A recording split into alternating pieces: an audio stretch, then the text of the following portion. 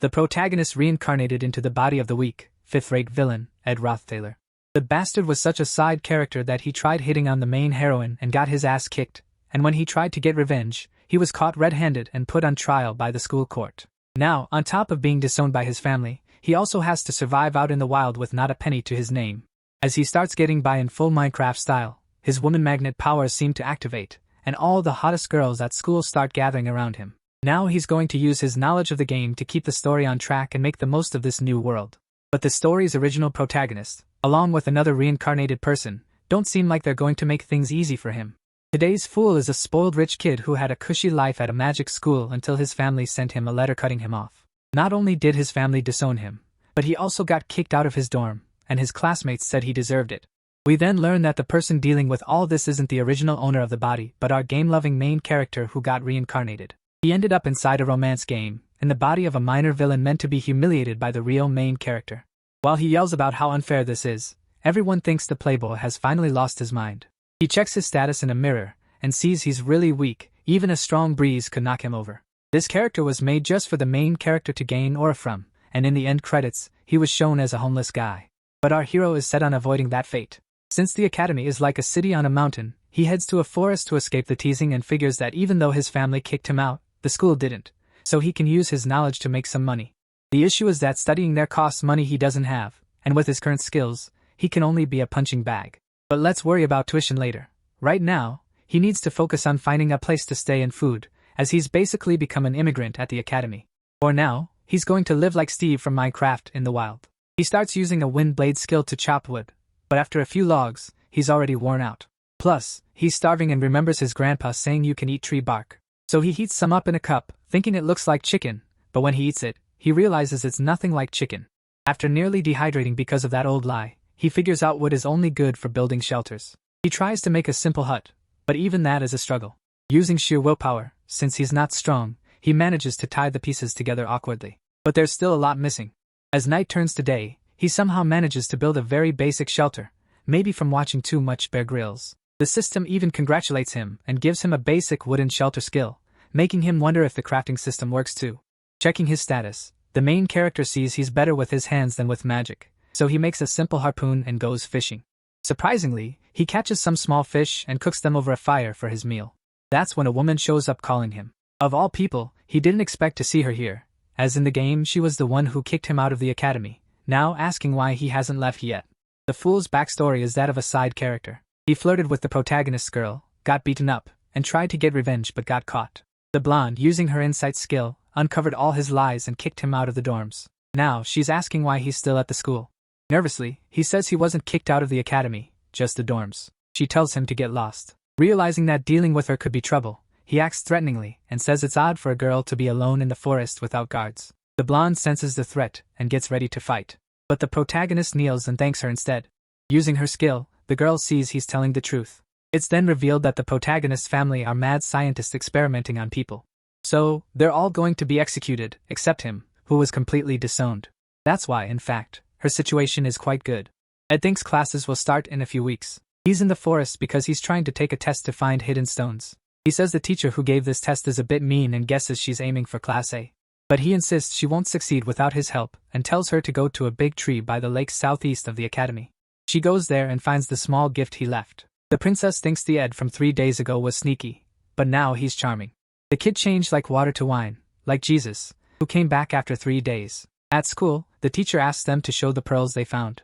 The sly one even brings the 7 dragon balls but ends up in Class F. The teacher says only 3 found the pearls, Zix, Lortell, and the one who found the pearl under the guardian tree. Meanwhile, the poor protagonist, who lost his food, can't even catch a fish. He thinks the blonde princess always saw through lies with her ability. That's why he couldn't lie to her. In the game, she became the princess of love after failing the test and going to Class F. What if she passed? The original story would fall apart, and his information would be useless. But she didn't pass. When she found the pearl, she thought it wasn't a gift, even if the kid hadn't lied. She entered the academy without her noble title to prove herself. Since she didn't find the pearl alone, she wouldn't accept the gift, as she earned the Princess of Love title by being righteous. He just planted the seeds and reaped the results. Now the blonde is mad and will watch him closely.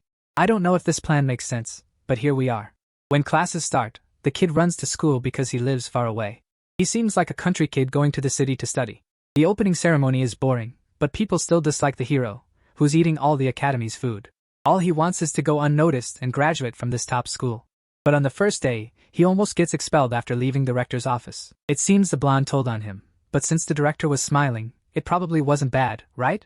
But he should be careful not to change the story too much. When he's not studying, he's like Rambo hunting rabbits. While doing this, he sees a girl under a tree. Her name is Janica Lover, and she notices him, realizing he's the funny guy people talked about. She introduces herself, saying she's in the second year, and asks if he's surprised she knows him. She explains the forest is a high-ranking spirit's territory, and she's heard a lot about him. Apparently, spirits have nothing better to do than spy on him, leaving him shocked since he's cut down trees and hunted animals. But she tells him not to worry, as it's the natural cycle. She says she has something to show, asking if it's adorable. There's nothing in her hand. Could she be imagining things? But we find out he can't see spirits. As he leaves, he thinks he could be friends with her, but he needs the original story to continue since he should never get close to her. As he walks away, she pets a giant wolf, noting he's interesting. Despite trying to be nice, he was just brief with her. I think this girl wants to join the main character's group. The main character explains that the academy is really far from where he lives. Even if he leaves super early and runs fast, he barely makes it on time. Plus, he has to study hard to get a scholarship. He's so poor that he writes with a stick. When he gets home, he still has to wash clothes and make dinner. But what really bothers him is the girl following him all day. He tries to use his bad reputation to scare her off. She just says that's what others think because she doesn't know him. She's definitely into the villain. Ed knows she's a great addition to the group but can't smile because she's destined to be the final boss of the first act. With no choice, he uses his villain skills to push her away, asking her for a favor that excites her. He tells her his life is a mess and asks to borrow money, using typical debtor talk. We find out she's smart but only stays in school because of a scholarship. The farmer's daughter's weakness is money. That's it, she disappears like magic. But even 3 days later, he still feels bad about it.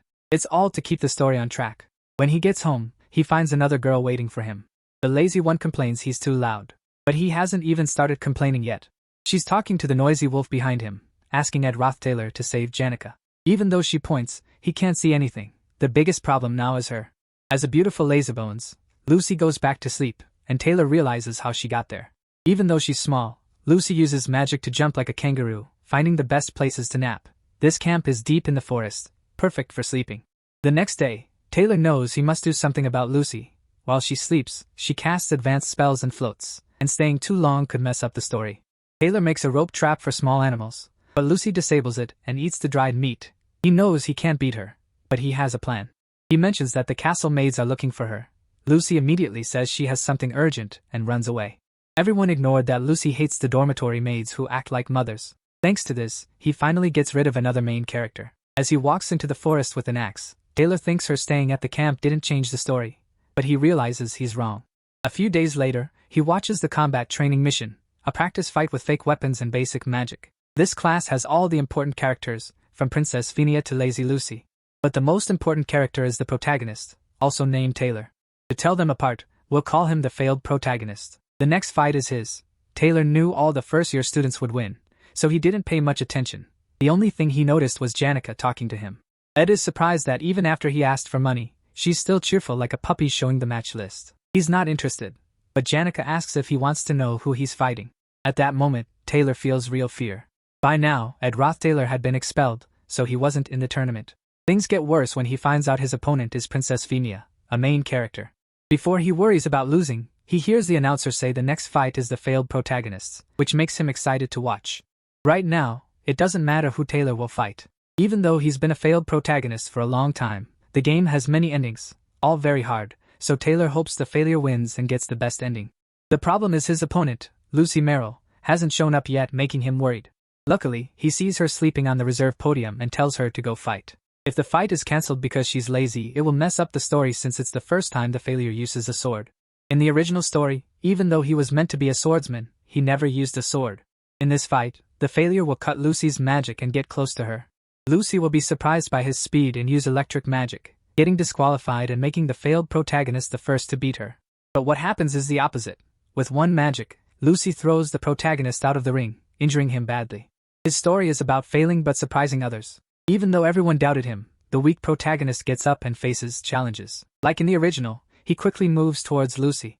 Taylor thinks she'll use lightning magic, but she stops the attack with wind magic, throwing him far away. Taylor is shocked, realizing the story has changed. As he watches the failure leave the arena, he thinks leaving him alone will be a problem. The wind protection Lucy used is magic from a contract with the wind spirit Marilda. Depending on the scenarios, Lucy and Marilda are separate, but after 2 days in her cabin, she signed a contract and got stronger. As his and the princess's names are called for the duel, Taylor runs to the failed protagonist, ignoring Fenia in his way. In this fight, the failure was supposed to win and gain sword confidence, but he lost because of a character who shouldn't exist. Taylor tells him not to be sad since his fight was amazing. If the failure's spirit breaks, our protagonist might have to work harder in the story. Then we see some of Princess Fenia's past. Emperor Chloe was the first to see her talent. This ability wasn't given by a god, she created it for protection. But even seeing through people, there was still a deep sadness in her eyes. The protagonist asks her to go easy, while people who saw him shout at the failed protagonist think he was mocking someone who lost. Even agreeing with what people say about Roth Taylor, and knowing he was a liar before, she knows his despair was real. Then the fight starts. Fenia says our MC confuses her and wants to figure it out with this duel. Knowing Ed can only use fire and wind magic, she starts with a water ball and wonders how he'll react. Her goal is to forget everything and have a great battle, but the protagonist gets hit by the magic without doing anything. The princess, expecting a great battle, is confused, while Taylor lies on the ground like Yamcha, quickly giving up to avoid more hits. The other students laugh at him since he did worse than the failed protagonist. As he stands up, Taylor says it was a good fight and he learned a lot, but the princess finds it odd that he hasn't made eye contact since he got on stage. He was never interested in the duel. As he runs through the halls, we see why the main character lost on purpose. He wanted to blend in, and now he needs to find the failure because if the world's hero quits, his easy life will fall apart. Before he finds him, the princess catches up, upset because he didn't try to win the duel, adding to her many worries. Taylor notices her frustration and tells her to calm down, saying there's no need to be so upset.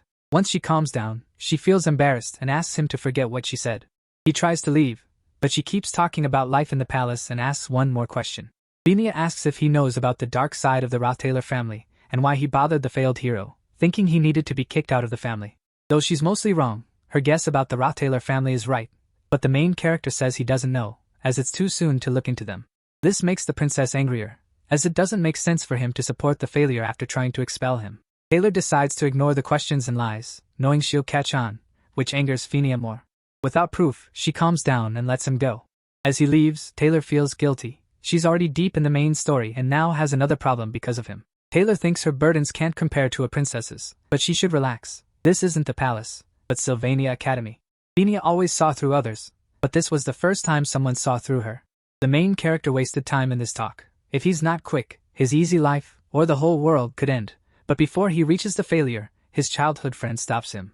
She says the hero is having a hard time and doesn't need more trouble. The failure also asks why he's still at school.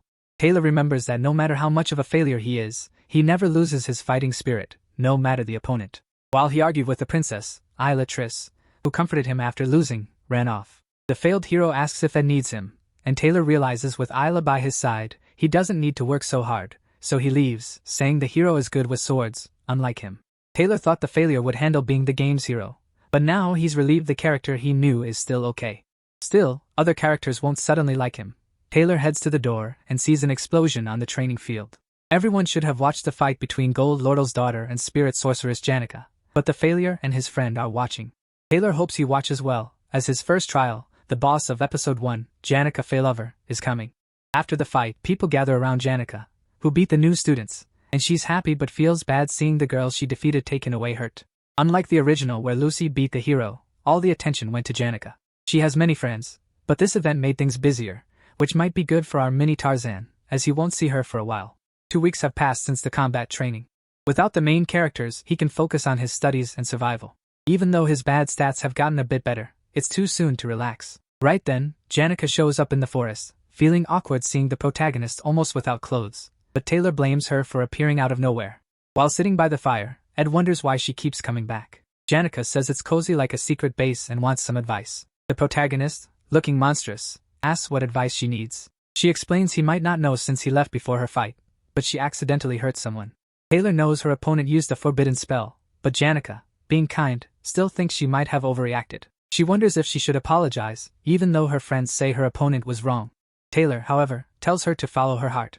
Janica is a lovable second-year student, adored by everyone, and people always support her when she's hard on herself. But Janica realizes that having someone always defend her doesn't erase her mistakes. As expected, Ed doesn't always take her side.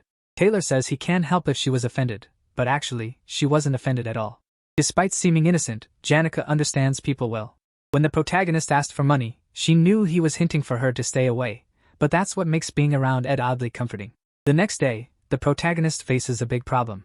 The failed swordsman game is seen as a masterpiece, but few have seen its true ending. It's a multiple-choice game with many bad paths, and there's a character known as the beginner killer, as meeting her early in the game leads to death. This same person, Lortell Kelchin, is now after the protagonist. Lortell is a hidden heroine. Unlike the princess, she's seen as a villain at first, but her true nature is revealed later in the story. When players understand her loneliness, they must choose between her and the princess. However, our protagonist isn't the main character here and decides to leave without talking to her. But the Daughter of Gold won't let him go easily. Lortell says Ed inspires her because he keeps going despite tough times. If you ignore his arrogance, he's admirable. Before leaving, she offers 3 gold coins to hear his request. Since Ed has been close to Janica, the mercenary wants him to help her befriend Janica. 3 gold coins are tempting, as it's a month's pay for some, but the protagonist isn't for sale, so he asks if she buys friendships with money. Lortell puts the coins in Taylor's pocket, confirming his suspicion. This money-loving fox knows she'll face a political battle with the princess for control of the academy, so she's already gathering allies. Taylor offers a handshake. Lortell thinks she bought Ed, as a moment of poverty can break the hearts of the rich. But it's these small amounts that can ruin lives. Attacking the jobless should be easy, but the protagonist returns the coins, catching Lortell's attention. He's not happy about it. If he took the coins, life would be easier, but being caught between the noob destroyer and the beautiful boss is scarier. That night, Lortell isn't upset by Ed's rejection. After their talk, she weighs the pros and cons and, as a smart businesswoman, won't miss any chance. Her plan is to make Janica an ally. Lortell apologizes for the joint combat incident. Janica asks about her wound, still feeling guilty. The mercenary plans to use her guilt but is surprised when Janica asks about her chat with Taylor. Even though she says they shouldn't discuss personal lives, the spirits love to gossip, so she hears most of the Northern Forest's conversations. Janica approaches and says honesty can't be bought, and likes Taylor's way of being honest. She heads to her room, mentioning she has lots of work and apologizes for hurting her during training. Lortell feels let down that her attempts to make friends failed, but something else grabs her attention. Janica seemed really stressed. At the camp, the protagonist organizes his clothes, but Lucy walks by, says it smells bad, and uses magic that scatters his clothes. Before getting mad, Taylor notices Belle Maya, the top maid from Sylvania's best dorm. She also expelled Roth Taylor. Ed tries to explain his presence, but the maid already knows because of Janica, though she didn't expect him living like Tarzan. Taylor can't stop looking at the basket Belle carries. The maids are elite women trained for chores, and the basket has the best forest ingredients. Taylor tries to recall if she's important in the story, while Belle says to relax. Remembering she doesn't affect the main story, he says he respects a hardworking maid. He thinks it's fine for side characters to be friends and, after some compliments, learns about edible fruits and mushrooms. 2 of his projects are done, and to unwind, he heats tea in a cup. His fire magic and wind blade are level 10 from use. The tea is ready, and he enjoys a sunset with it. Taylor starts liking it until something falls from the sky, blowing up his camp. Ed is thrown back, while Lucy says something almost killed her. The protagonist is puzzled since she's super powerful, but Belle Maya was the threat. Lucy skipped class, so Belle was just doing her job. When Lucy realized she'd get punished, she teleported away. Taylor, mad she wrecked his cabin, taps her head, saying she ruined things, but realizes it hurt more than expected. Lucy says her magic is drained from teleporting, so he takes revenge. Taylor heads to the library. Tired of living poorly, he seeks knowledge to build a real cabin. A girl says it's closing time and notices he's been studying a lot. Elka says seeing him study inspires her, introduces herself, and asks his name. When he says he's Ed Roth Taylor, she's shocked. This reaction is common due to his reputation, but she says he's different from rumors and not to trust them. Elka says she knows someone as sincere as him, and will support him. She leaves, needing to return to her dorm, when a big earthquake hits, toppling a bookshelf on her. Episode 1 ends, and the boss fight begins. 2 hours have passed since the disaster started. The kids gather at the camp while Isla explains it's a spiritual summoning magic, or rather, a spell to summon a high-rank dark spirit, Glaskin.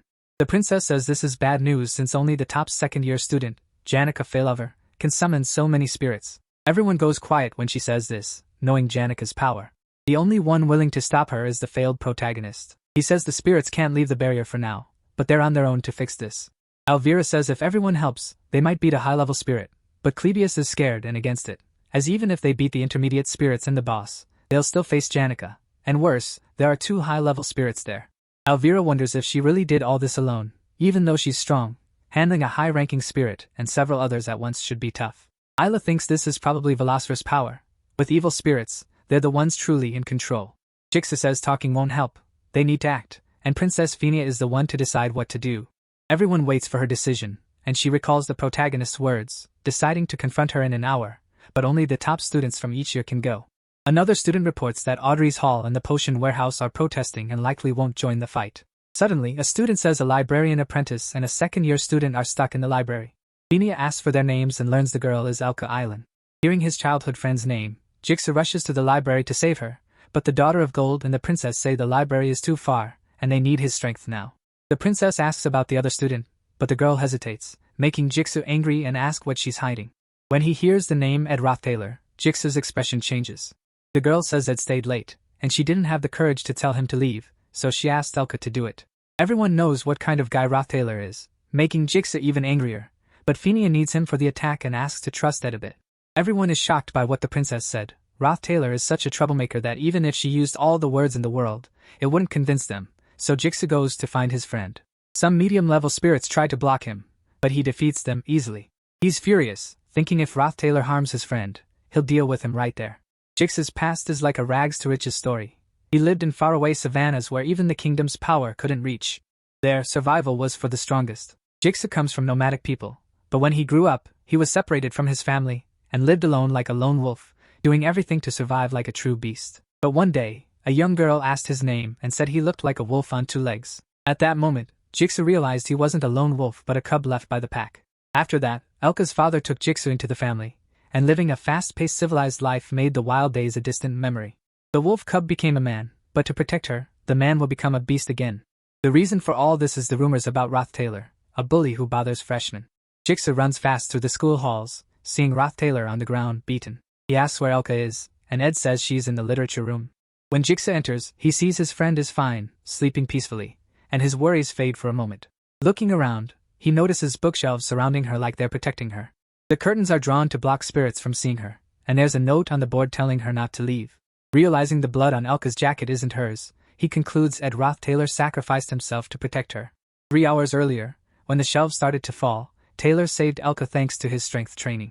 He finds it odd that the end of episode 1 is happening sooner than expected, but he hopes the failed protagonist and others can handle it. Of course, he can't just sit around, as time is precious, so he starts building a barricade around Elka to shield her from spirits. At that moment, he realizes something. Janica's powers are special because of her strong spiritual understanding and connection. For Taylor, these skills are impossible since he can't see spirits. But since all the spirits summoned by Janica are visible, this might be his perfect chance to gain experience. After the fight, his magic skills got better, but they're still not enough to make a deal with the spirit. Just then, Jigsaw shows up with Elka and asks what he's doing there. The main character says he's training, but the wolf boy doesn't buy it. Now he gets what kind of person Rothtailor is and thanks him for saving his friend, promising to repay him no matter what. Elka and Jigsaw's friendship wasn't a big deal in the main story, so he forgot about it. Still, this guy is a friend of the failed main character, who trusted him from start to finish. Ed thinks he probably left the student center, but now that he knows his friend is safe, he should get back to the fight and help Taylor. Jigsaw is puzzled by Rothtailor sending him to help Taylor Clore and asks why he cares so much. Ed says it's not about caring. The failed main character has the elemental cut skill, the only thing that can hurt that monster. Jigsaw thanks him for the tip and leaves. The main character thinks now that he's given advice, the story should go like the original. But it's odd that Jigsaw isn't the failed main character's best friend yet. In the original, the main character learns the elemental strike by training with Jigsaw, but since Act 1 ended too soon, that scene never happened. This also means without the elemental cut, no one in that group can hurt Tarkan. Because of his mistake, the whole original plot is falling apart. At the student center, Jigsaw says sorry for being late and promises to make up for it, but the princess says even if he was there, they would have lost anyway. Everyone is badly hurt, since the first try failed. The guard says if they want to attack again, they'll need to wait for backup. Fenia is really worried about what will happen since they only got out of the fight by luck. Her guard and the best first-year student got hurt, and now she doesn't know if there's a way out. In this tough moment, someone says they shouldn't waste time going after Tarkan. Judging by how the summoning ritual is going, it will be done soon, and the best move now is to split the team in two. Messing with the main story was the last thing he wanted, but now Taylor has no choice. Lebius asks if he's joking, but Jigsaw, now on Taylor's team, tells him to be quiet. The main character says they need to get past the fire spirit Tarkan. The problem is Tarkan has a strong defense, so his plan is for one group to distract it while the other goes to stop Janica. Lortell says it's a bad idea since they only got away by luck, and if the distraction group fails, things could go very wrong. But Taylor says they should only worry about the risk if there was another option. Then Lortell says the real issue is who will be in the distraction group since it's almost like a suicide mission. The failed main character, like a good hero who likes danger, says he wants to go, but Taylor says no, saying he'll be needed in the fight. Actually, they're seeing this wrong. The distraction group won't die and doesn't need to be big. Just he, Clebius, and Lortell are enough to distract Tarkan. The two obviously don't want to do this, especially Clebius, who dislikes Taylor because of his reputation. Even without knowing his reasons, the princess decides to go with his plan and split the team into two, the strong team and the suicide squad. For safety, she asks that none of them die. As all the teams head to their goals, in the building's hallway, Taylor just tells them to follow his orders and everything will be okay. As they move forward, the main character is sure they'll win, even telling Clebius not to worry too much. Despite being scared and unsure, he's one of the strongest in a fight. Clebius sees that Taylor is full of confidence, and starts to think there really is a way to win since all they need to do is get that big lizard's attention. He joined the team because the princess's strong will convinced him, and knowing he's not alone gives him more courage. Clebius goes to the lizard, ready to attack, but when he asks Ed for help, they both vanish, leaving him to face the lizard alone. In panic, Clebius runs, yelling they're traitors. Lortell, listening outside, recalls the protagonist's words. When Clebius went ahead alone, Taylor told her to leave. Lortell wonders if he always meant to sacrifice Clebius, but Ed insists he's not a sacrifice. Despite appearances, he's one of the Academy's top students. Her role is crucial, ensuring the subjugation group can enter and strike Tarkan. As she prepares the spell, she thinks rumors can't be trusted. Ed knew everyone might doubt themselves, but Lortell is different and tells her to just blow everything up. When the group arrives, Lortell asks what they're doing and tells them to go in and defeat the boss. She remembers blowing up the hall ceiling during training, which might be why Taylor gave her this role, and she starts to find him interesting. As the group moves forward, Lortell recalls her other role. Clebius keeps running from the giant lizard, shouting that if he survives, he'll kill them both. The mercenary prepares the spell, remembering the protagonist's words. Even if they attract Tarkan, they can't let him destroy the school. They must trap him, but first, they need to deal with his man-resistant shell. Taylor already has a plan. As he runs up the stairs, Lortell agrees that without the elemental cut, no one can defeat Tarkan. On the castle's balcony, Taylor knows they need huge firepower to beat Tarkan, and it's clear who will use it. Holding Lucy, Taylor is angry, wondering how she can sleep in this chaos. With the shelter destroyed, she returned to her usual napping spot. Belle's irritation might be a strategy to exhaust Lucy's mana and make her sleep. The little witch wakes up smelling dried meat. Taylor throws all the food into her mouth and prepares to launch her at the giant lizard. Thanks to his jungle survival exercises, he throws Lucy at high speed towards Tarkan, and she explodes, releasing all her power. The protagonist almost gets swept away by the impact but stays firm, watching the lizard since this is crucial. Tarkan is a high-level fire spirit with a tough shell, but Lucy's magic shatters it. Now that their attacks can harm him, Taylor wants to gain as much XP as possible by delivering the last hit.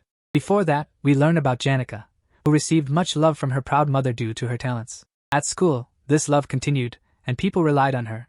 This pressure to meet expectations was heavy on Janica. Seeing everyone, she thinks she should smile, but the giant demon controls her actions. Knowing the main battle has started, the protagonist leaves it to them and continues his mission. He tells Lortell it would be great if Lucy killed the lizard, but they'll finish it themselves. Lortell asks how since her ice spells didn't work. The best way to kill the lizard is by cutting its throat, and since her ice magic isn't for cutting, he'll do it. Lortell suggests leaving it to Clebius but changes her mind after looking at him. Taylor will kill it, and just wants her to stop its movements once. As he moves forward, he says he's risking his life on her but wants her to see it as an investment, not a gamble. While casting the spell, Lortell admits she likes him more than the princess, who acts royal just because of her birth and is also risking her life. Clebius can't escape anymore, so Taylor heads toward the lizard. Seeing the monster readying the spell, he gets why Clebius was scared, but he keeps moving forward, preparing his wind blade. Before reaching the boss, something distracts him. Gaskin's right arm appears in the sky, showing the failed protagonist group is in the final boss phase, and things are going as planned. But the timing is bad since it grabs everyone's attention. Face to face with Tarkan's magic, Laurel's attack hits him just in time. Even in chaos, she doesn't mess up. The same goes for our hero, who has mastered this skill. The top-level wind blade cuts through Tarkan's neck, finally beating him. He wasn't the only winner though. The failed protagonist moves to the right hand, cutting it off completely. The explosion throws him far away, now with white hair. Even as a failure, he's truly the story's hero. Meanwhile, Taylor sees the sky crack, marking the battle's end. Lortell says she's met many who claim to risk their lives, but they were cowards. Seeing Ed's blank look, she asks what's wrong since they just survived a deadly crisis and decides to introduce herself again. They greet each other, but when Ed checks his hand, the 3 gold strands are there. This time she surprises him and says he owes her a favor. Taylor worries if she'll really stay in touch since he doesn't want to get involved. The failed protagonist comes to talk to him. Even if he dislikes Taylor, a debt is a debt, and he thanks him for saving them. Phoebus, still upset, tells him not to respect someone like him since he almost died because of his betrayal, but everyone tells him to be quiet.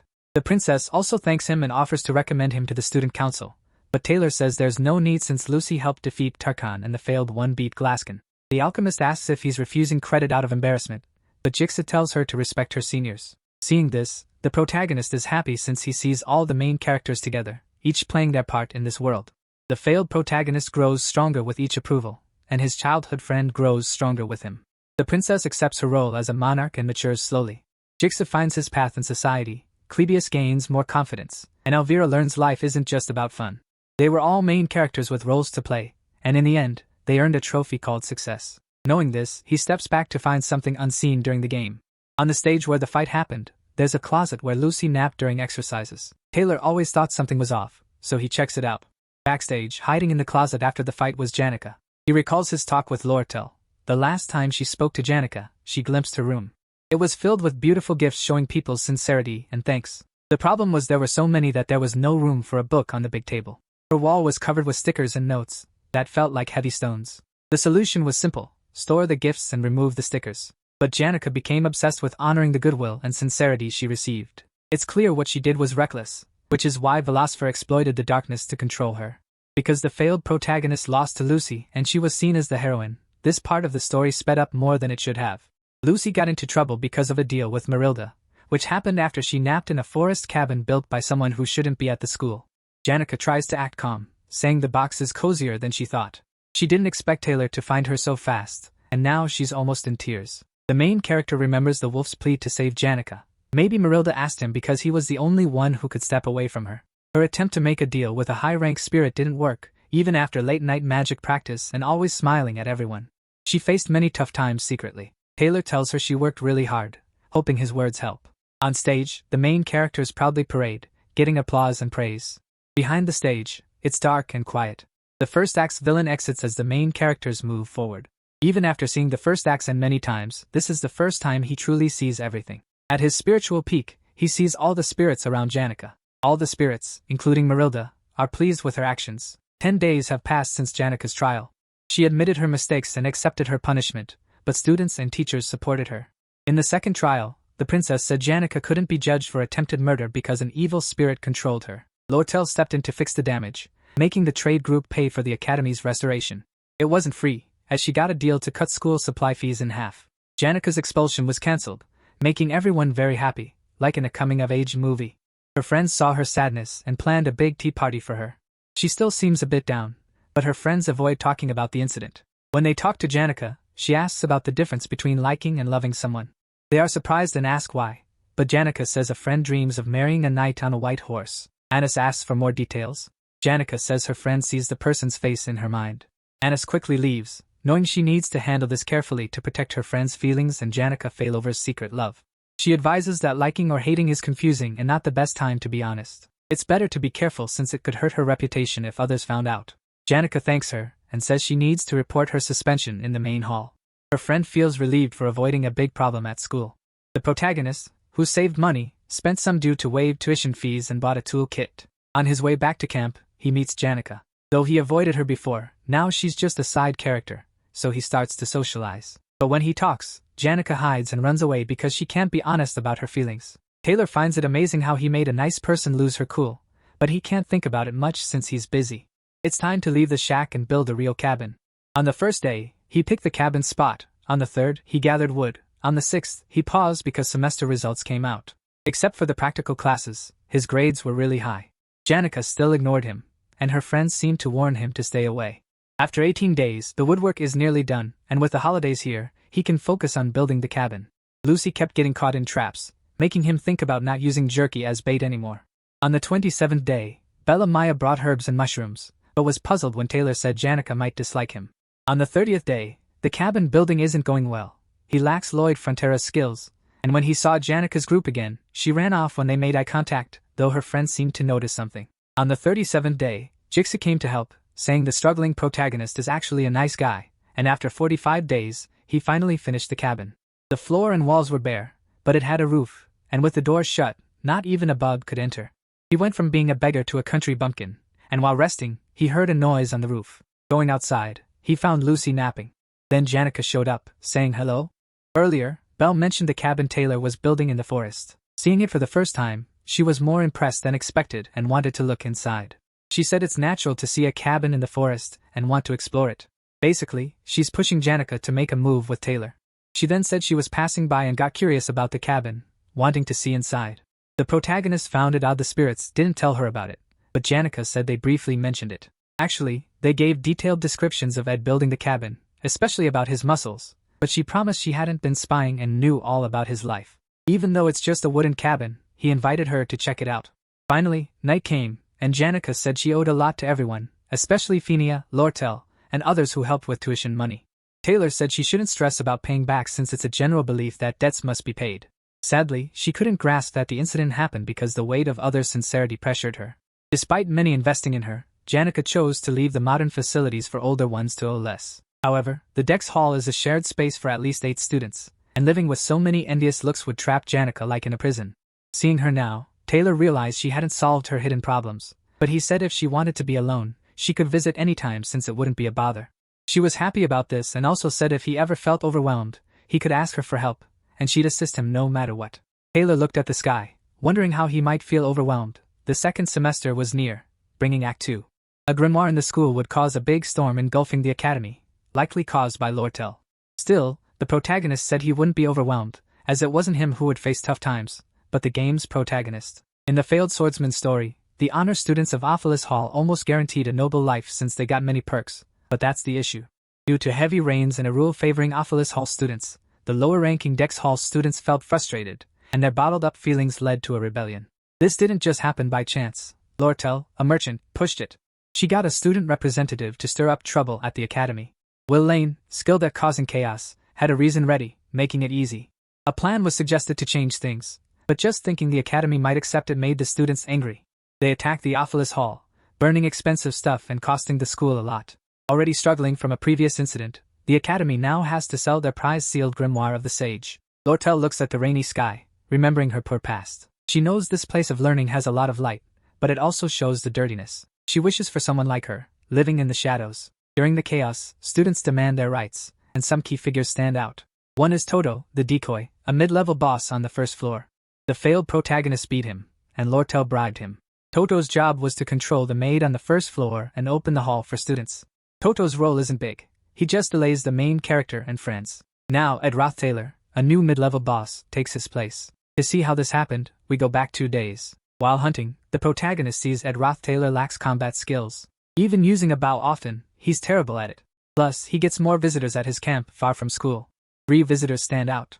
First, a lazy mage who bothers him with silly questions. Second, Janica, who brings treats and teaches him chores. He's very grateful, even if she's a bit odd. Taylor explains this to talk about the third visitor, Gold's daughter, the Black Veil of the second act. She's likely gathering useful people. Taylor wants to ignore her, but Lortell says she didn't plan to call him either. With Toto out, she had no choice. Hearing things changed, the protagonist asks about Toto. During a fight with the failed protagonist, Toto said he was worse than Ed Taylor, so Jigsaw punched him. Lortell says the task is simple: get the hall key and open it for students. Taylor doesn't like it and says others could do it, but the mercenary says she picked him for his bad reputation. Knowing he was kicked out, Lortell thinks Taylor is mad and wants revenge, but he says he's not interested. Still, he needs the story to move forward and will earn 20 gold coins. Sheltering from the rain, the protagonist knows this plan to ruin the academy's finances is crazy. But because of it, a new group will challenge the princesses, with mercantilism clashing with the student association. What matters is who the failed protagonist picks, as that side will win. When that happens, our beggar will join the likely winner since he needs to survive. Just then, Janica arrives, drying off from the rain. She thinks Ed is amazing for living there even when it rains and offers to help if he needs anything. Since she's moving to a smaller room, she'll have to get rid of many things and wants him to take them to avoid waste. Yanni eagerly talks about all the things she can bring, and he happily agrees to take them.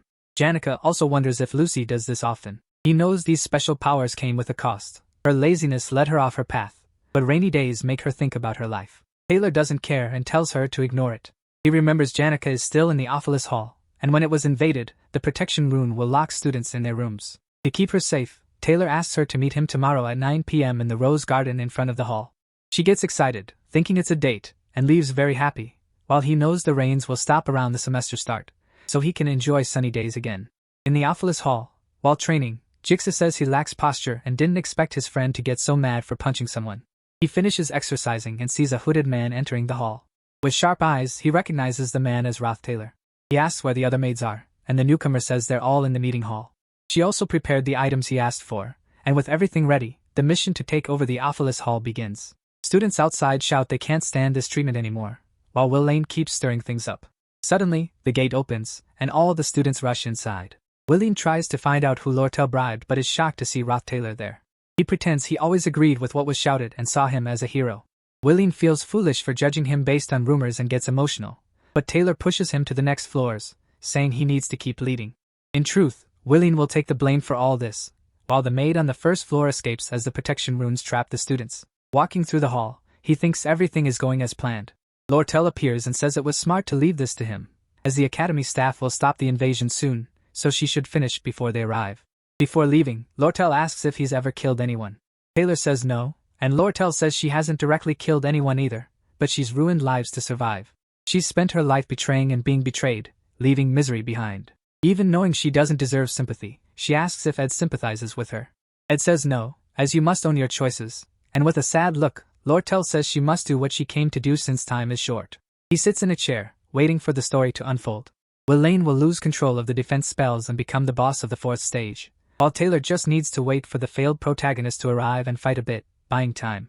Meanwhile, in the Rose Garden, Janica finds it odd that a carriage arrives so late but decides to wait for Taylor since he left a note saying he'd be late. She won't leave until he arrives, though she feels guilty for keeping tabs on him through the spirits. Everyone who arrived was reported, and most were women. Janica realizes her flower clip might have been a bad choice and decides to change. Meanwhile, a group of 3 approaches the hall. Elvira worries about the herbs she left in her room and wants to get them. The failed protagonist asks his friend to stop her since it's dangerous for the other students if she's upset. Still, neither of them succeeds, and Elvira arrives, kicking the door open. As they enter the hall, they see Roth Taylor sitting in a chair, looking at the destruction around him. Elvira asks if he'll stop them from entering and wonders if he can, since all 3 are strong, and Ed is just a beginner with basic spells. They get ready for battle, and the failed protagonist asks why he's doing this, and what's happening upstairs. Without answers, he charges at Roth Taylor, who defends by throwing a chair. A chair can't stop a swordsman, but it gives him time to prepare a spell. Elvira thinks he'll target the swordsman, but Taylor aims up and hits a pillar that almost falls on the failed one. Before the smoke clears, Elvira is hit with a wind blade that cuts her bag strap, spilling magical ingredients. Seeing Taylor far away, she grabs her potions. This is what he expected, and he sets the hall on fire. Elvira realizes the battlefield is set, and Roth Taylor's decisions are quick and precise. Jigsaw had said he was good at magic, but it's like he's a combat god. The top alchemy student is helpless. Angry, Elvira curses Ed for being clever and yells his name. Determined, she throws a magic spirit bead, summoning a spirit rabbit. She uses a fire-resistant formula, making it a strong attacker. The rabbit becomes her weapon to regain control. Meanwhile, Isla and Taylor struggle with the firewalls Ed set up. Isla tries a water spell to put out the flames, but wind magic protects the firewalls, hitting anyone close. Taylor shields Isla from wind blades and encourages her to keep trying. He knows Isla is good at magic theory and basic spells, but Ed's targeting keeps them stuck. Elvira asks Taylor if he can take Ed down if he gets close. Without waiting, she orders her spirit rabbit to attack, creating an opening for Taylor. The rabbit charges at Ed, its strength a real threat. Taylor pushes forward, trying to close the gap. While Ed is distracted by the rabbit, Elvira rushes to her bag, dodging firewalls and Ed's spells. She reaches her items, relieved to have her spells again. Despite the chaos, she feels hopeful, ready to change the battle. As Elvira regains her spells, Ed quickly casts a wind blade at her while fighting the rabbit. Seeing the attack, Elvira confidently closes her eyes and casts a release spell. The spell stops all of Ed's magic, turning it into harmless chemicals and stopping him from using magic. With the rabbit gone and his magic disabled, Ed realizes he's outmatched and runs. Taylor chases him up the stairs. At the top, Ed grabs a bucket of fire oil, spilling it on the floor. The oil ignites, flames spreading fast. Alarmed, Taylor and the others hesitate, worried the fire could endanger everyone. But Taylor, determined to stop Ed, uses an elemental slash to put out the flames and clear a path. He charges at Ed. Meanwhile, Elvira notices something strange. The carpets are gone, and the windows are open. It clicks in her mind. Ed prepared the area to reduce fire danger. Before she can warn Taylor that Ed might not be the villain, Taylor reaches him. As Taylor gets close, Ed raises his bow and fires an arrow. Not at Taylor, but at Isla. The arrow flies past Taylor, aiming for her. At the last moment, Elvira jumps in, blocking the arrow with her claw tool. She sees the arrow's tip is wrapped in cloth, not sharp. Worried, she warns Taylor, thinking Ed might have another trick. Taylor reaches Ed and swings his sword. Ed blocks with his bow, holding him off for a moment. Then, a sound from above distracts Ed. Lebius has escaped his room. Knowing the next part of the plan is starting, Ed feels relieved, his job done. Accepting defeat, Ed lets Taylor's next hit land. Taylor's powerful strike sends him crashing into the wall. The fight ends with Ed beaten, leaving everyone puzzled about his true intentions, as if he had a hidden agenda. With Ed down, Taylor grabs him, demanding to know why he tried so hard to stop them. Elvira watches, uneasy, feeling Ed was playing with them the whole time. It doesn't make sense. Ed is a second-year student with more experience, and if he really wanted to beat them, he could have attacked after the chandelier fell. Instead, he faced them head-on, seemingly to delay rather than win. The group senses something is off, as if Ed has a deeper reason. Frustrated, Taylor pushes him away. Weak and hurt, Ed quietly but firmly tells them to go upstairs if they're done with him, and to stop the real chaos. His words shock them. Elvira demands to know why he tried to stop them if he's now telling them to go. Taylor and Isla press him for answers, their confusion growing. Elvira, frustrated, yells she won't leave until Ed tells the truth. She wants to know his real intentions, suspecting there's more to his actions. Before Ed can answer, the hall door opens behind them. A girl enters, shielding herself from the rain with a hood. She steps inside, her eyes widen at the scene. Taylor, Elvira, and Isla standing over a beaten Ed, with the hall in chaos. It's Janica. She had been waiting for Ed at the Rose Garden, thinking he might be at the pavilion nearby, but seeing him like this, her heart sinks. Shocked and worried, she cries out, asking what they've done to the hall and to Ed. Her voice echoes in the tense silence, leaving everyone still. For Janica, Ed is someone very important, making her feel special. Despite the mess, Ed's simple life and how he treated her during the Glaskin hunt made her care for him more. He makes her believe he'll always find a way, no matter the problem. As she stands there, seeing Ed hurt and surrounded by chaos, she thinks about all he's done for her.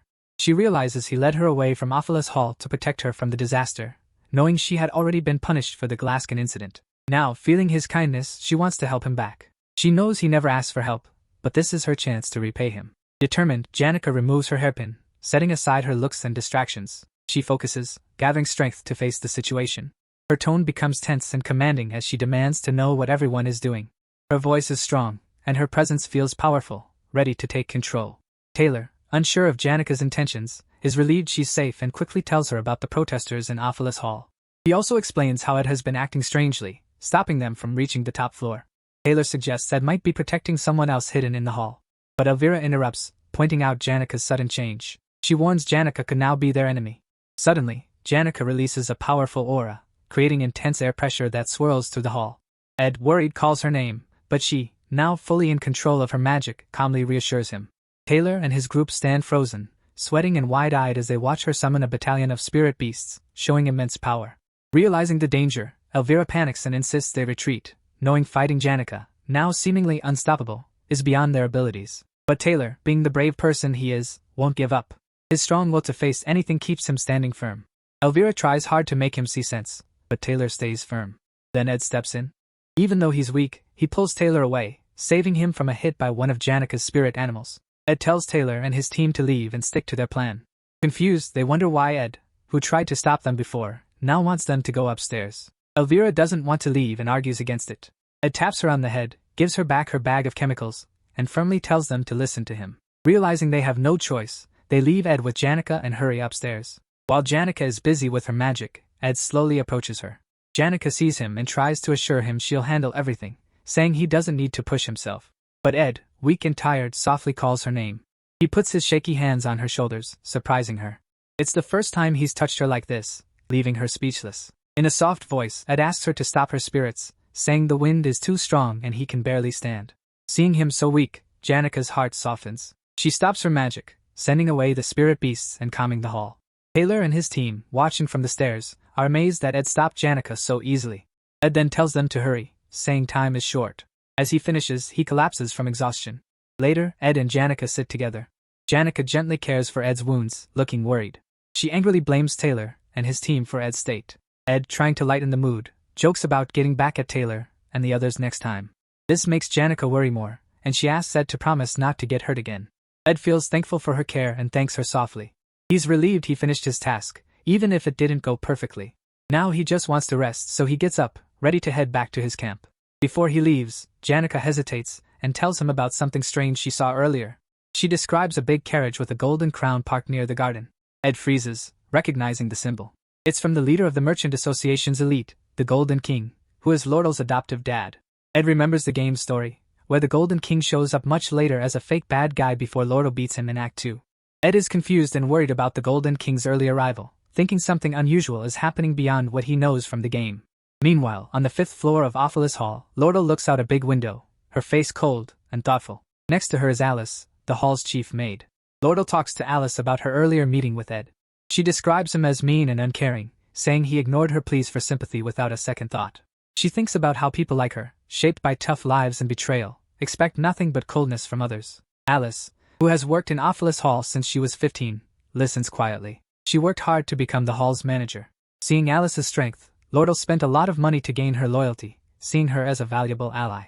Giving Alice a box of gold coins, Lortell thanks her for being on her side. Though Alice stays silent, Lortell believes she's found someone like herself, someone who puts aside values for gold. In her mind, she thinks Alice understands survival and sees her as a kindred spirit. Lortell briefly remembers her tough past in the slums, where life was a daily fight to survive and betrayal was common. Despite her sad beginnings, Lortell has accepted her role as a hidden villain in the game's story, using smarts and tricks to reach her goals. Lortell plans to give Berserker defense magic to Willen's group on the 4th floor to destroy Ophelis Hall from the inside, targeting the students there too.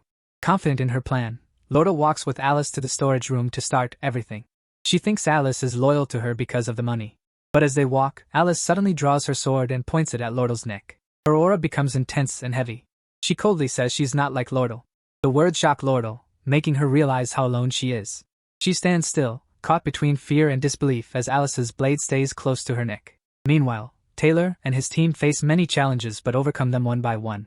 They calm Clebius, beat the main bosses, and handle every problem well. After their tough fight on the 1st floor, things get easier. Eventually, they reach the 4th floor, where everything goes wrong. The 4th floor is chaotic. Will Lane is trapped by the defensive magic runes and loses control. His body glows with unstable energy, and the crystal ball of magic in his hands becomes very dangerous. Will Lane cries for help, but the magic is taking over him. The situation worsens as students panic, fearing the building will collapse. They rush out of their rooms, adding to the chaos. The protest falls apart completely. Taylor and his group act quickly. Taylor blocks Willen's magic blasts, protecting the students while the rest help evacuate them. Once the students are safe, they focus on Will Lane, still under the magic rune's effects. His attacks grow stronger, and destructive magic spreads across the hall. Elvira realizes normal magic won't stop Will Lane. She uses an anglerweed reagent, a special substance that weakens magic, and prepares to help. She tells the group they must physically knock Willen out because magic alone won't work now. Taylor takes charge and runs toward Will Lane while Elvira throws Clebius ahead as a distraction. The group moves in a zigzag pattern to dodge Will Lane's attacks. The air is filled with powerful magic, and the pressure is intense. Finally, Taylor gets close to Will Lane, ready to stop him, but the magic runes become too unstable. Will Lane's body shines brighter and brighter before a huge explosion shakes the hall. The situation turns into a complete disaster. Ed and Janica watch the explosion from the garden. Janica, worried about Ed's wounds, urges him to rest. Ed reassures her, saying most of the blood isn't his, trying to ease her worry. However, Ed's focus is elsewhere. His biggest concern isn't the explosion but the carriage parked outside the hall, belonging to the Golden King elite of the Merchant Association. The Golden King, Lortell's adoptive father, shouldn't be here in this part of the game. His presence now raises alarms in Ed's mind. Known as a fake boss who vanishes after Lortell defeats him in Act 2, his unexpected arrival suggests a secret motive. Ed narrows his eyes, piecing together the puzzle. What catches his attention next is even more unusual. Shani, a maid of Ophelis Hall and Alice's subordinate, stands by the carriage waiting for the Golden King. This feels wrong. Alice is someone Lortell trusted with her loyalty. For Shani, one of Alice's trusted maids, to be with the elite seems strange. It hints at something deeper, a crack in the loyalty Alice promised Lortell. Ed realizes Shani is involved with the elite, and Alice may have betrayed Lortell. Ed understands the seriousness of the situation. Lortell is crucial for the game's later acts. If the elite take over Ophelis Hall and access the sealed book of Grimoire, Lortell's downfall could happen, unraveling the entire story. Ed knows he must act quickly. He chooses to take on Lortell's role, determined to stop the Golden King from entering the building and altering the original story. Before the protest chaos, Alice, the head maid of Ophelis Hall, secretly writes to the elite merchant king. In her letter, she reveals everything about him, including that he is Lortell's adoptive father and the one who killed Lortell's real father. She uncovers Lortell's plan to get revenge by manipulating business leaders to overthrow him. Alice also details Lortell's scheme to acquire or sabotage the sage's sealed grimoire, aiming to surprise the Golden King and remove him from power in the Merchant Association.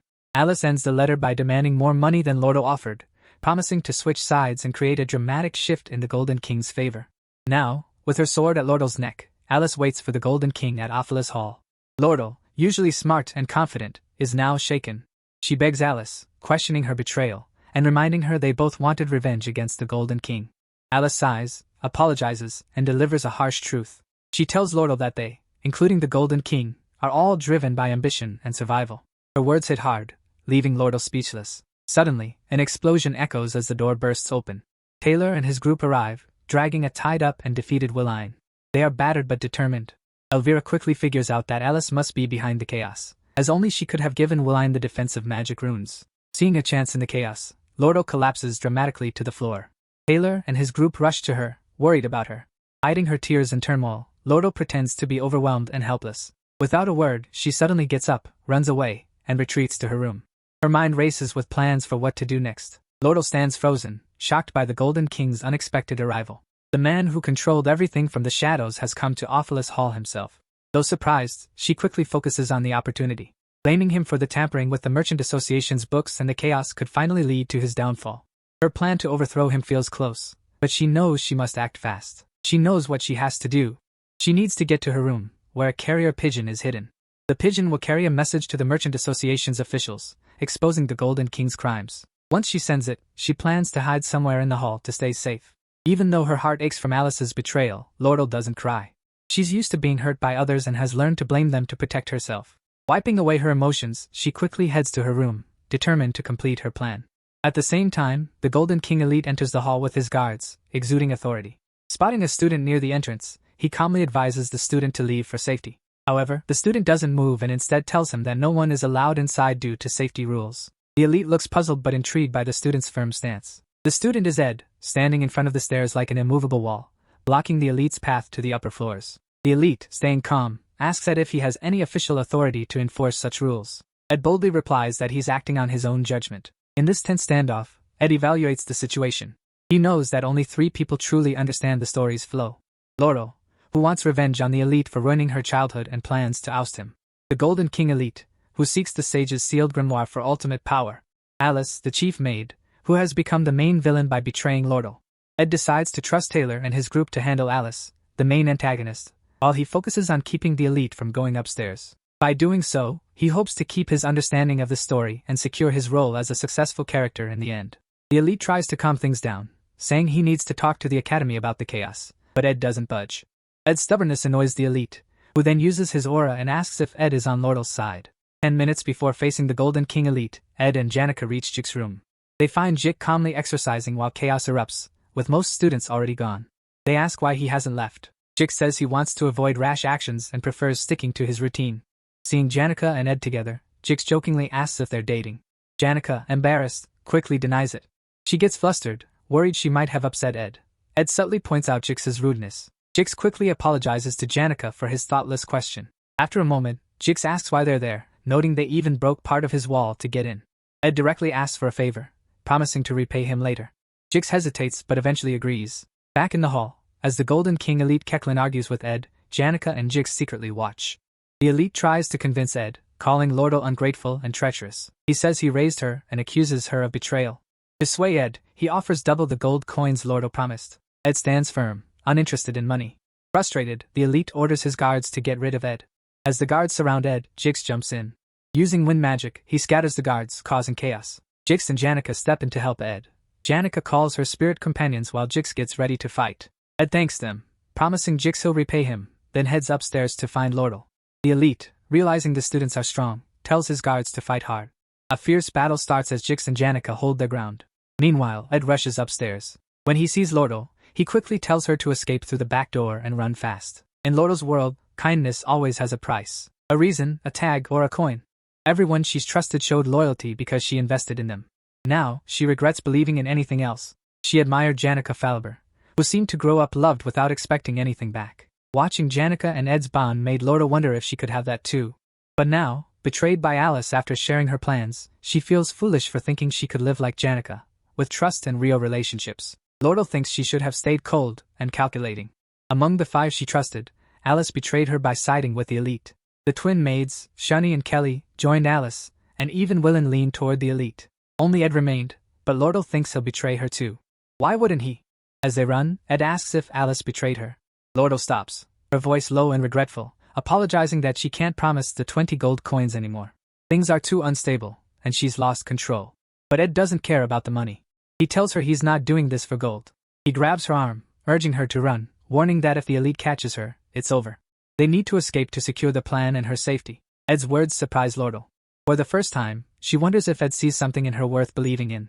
She starts to question her views on trust, thinking maybe some people act without hidden motives. The idea still confuses her. As they run, Ed asks what's happening with the Merchant Association and why the elite came to the academy. Lortell explains her adoptive father, Elite Ketchlin, has been hiding losses by manipulating market prices and controlling the armor trade. This has left him needing money to keep his power in the association. To fix this, Ketchlin plans to sell Sage's sealed grimoire for a lot of money. He sent Lortell to the academy to find a way to steal or ruin the grimoire.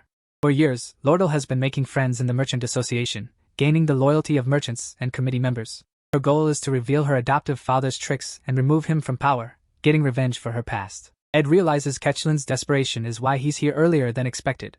His quick actions to control the armor trade and get the grimoire have made him vulnerable. Ed knows it's crucial to keep Lortell safe for her plan to work. Lortell knows her plan can only succeed if her father is away from the headquarters. With him gone, her allies can transfer the rights of sale to her. Ed quickly understands everything. He realizes Lortell has been using this plan to mess with the Academy's finances by burning Ophelis Hall. This chaos would help the negotiations for the Sage's sealed grimoire in Elite's favor.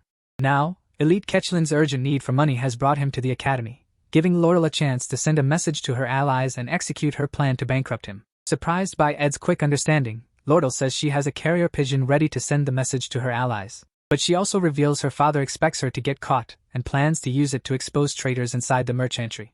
When they reach Lortell's room, Ed stops and gives her instructions. He tells her to stay hidden and avoid being seen. He explains how she can escape using the horseman, ride to the Archon Mountains. He advises her to leave the horse carriage to mislead Elite's guards and then hide at his place in the forest for 3 days, as he will send the message to her allies from her room. Ed notices someone suspicious at the back door and warns Lortell to wait until it's safe. He firmly grabs her shoulders and stresses the importance of staying hidden. Lortell is amazed by how calmly Ed handles everything, and for the first time, she starts to trust him. When Ed sees her lost in thought, Lortell suddenly asks why he is helping her so much. Ed simply says he is doing it for no reason, just because he feels like he should help her. With that, he leaves the room. Alone, Lortell sits down, confused by her feelings. She hears a loud beating sound and realizes it's her heartbeat. For the first time, someone has helped her with kindness, expecting nothing back. This new warmth fills her with emotions she's never felt. Meanwhile, at the back door, Shani, one of the twin maids, stands guard. Ed approaches, ready to face her. Alice gathers all the hall's runes and uses them to launch strong attacks. Despite her skill as a veteran magic user, Alice can't match Taylor's strength. Being the hero of the game-failed swordsman of Sylvania, Taylor's determination and skill are unmatched. With this, the final battle of Act 2 begins. Meanwhile, Ed confronts Shani at the back door. Shani draws her sword, ready to fight. As she attacks quickly at Ed's leg, he uses his reflexes to dodge her strike. Ed, knowing her fighting style, starts predicting her moves. He jams her sword with his foot and grabs her hands as she tries to draw her knives, disarming her. But Shani isn't finished. Sharing a magical ability with her twin sister Kelly, she uses low-level telekinesis to throw objects and blades at Ed while trying to stab him. Even though she's hit, the wounds aren't serious because her magic is weak. Ed pulls the blades out and pins Shani down, pressing his knee on her back to keep her still. Shani struggles, crying and shouting that she can't let Alice down, showing her loyalty to the maid. Ed tells her calmly that Alice will lose, but Shani explains Alice's past, how she helped orphans and saved lives, including Shani's. Meanwhile, Taylor and Clebius, with Elvira and Isla's help, get closer to Alice. Taylor uses a strong attack, causing a huge explosion that shakes the floor. Seeing this, Shani screams in despair and faints from shock and exhaustion. Ed, not moved by the story, stays focused on surviving. He drags Shani into the hall, props her against the wall, and leaves quickly. He knows these side stories won't change the main plot and focuses on his own survival. Ed reaches Lortell's room, noticing the tidy books, fancy furniture, and decorations. He's impressed by how well the room fits Lortell's style. Without delay, he writes a note, ties it to a pigeon, and sends it to the headquarters. This gives them a time advantage since Elite Keklin, now in Sylvania, will take 3 days to return. That night, under the rainy sky, Ed, tired and hurt, limps to his hut to rest. He stopped Elite from reaching the hall with Jix and Janica's help and made an escape route for Lortell. His quick actions forced Elite to chase the carriage Lortell hired. Everything was going as planned, and the story stayed on track. As Ed reaches his hut, expecting Lortell to be there, he's shocked by a strange scene. Lortell, holding a knife, walks toward him with a dark look. Panic hits Ed as he thinks she might be the real mastermind, targeting him now. His body freezes as his mind races. But as Lortell gets closer, she tears a piece of her clothes and patches his wounds.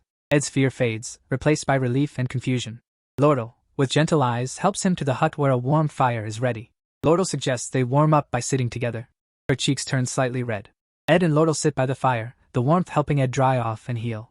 As they talk, Lortell mentions the carriage driver who promised to distract the Elite's guards, risking his life. Curious, Ed wonders how she earned such loyalty. Remembering it's Lortell Keklin, he decides not to ask more and stays quiet.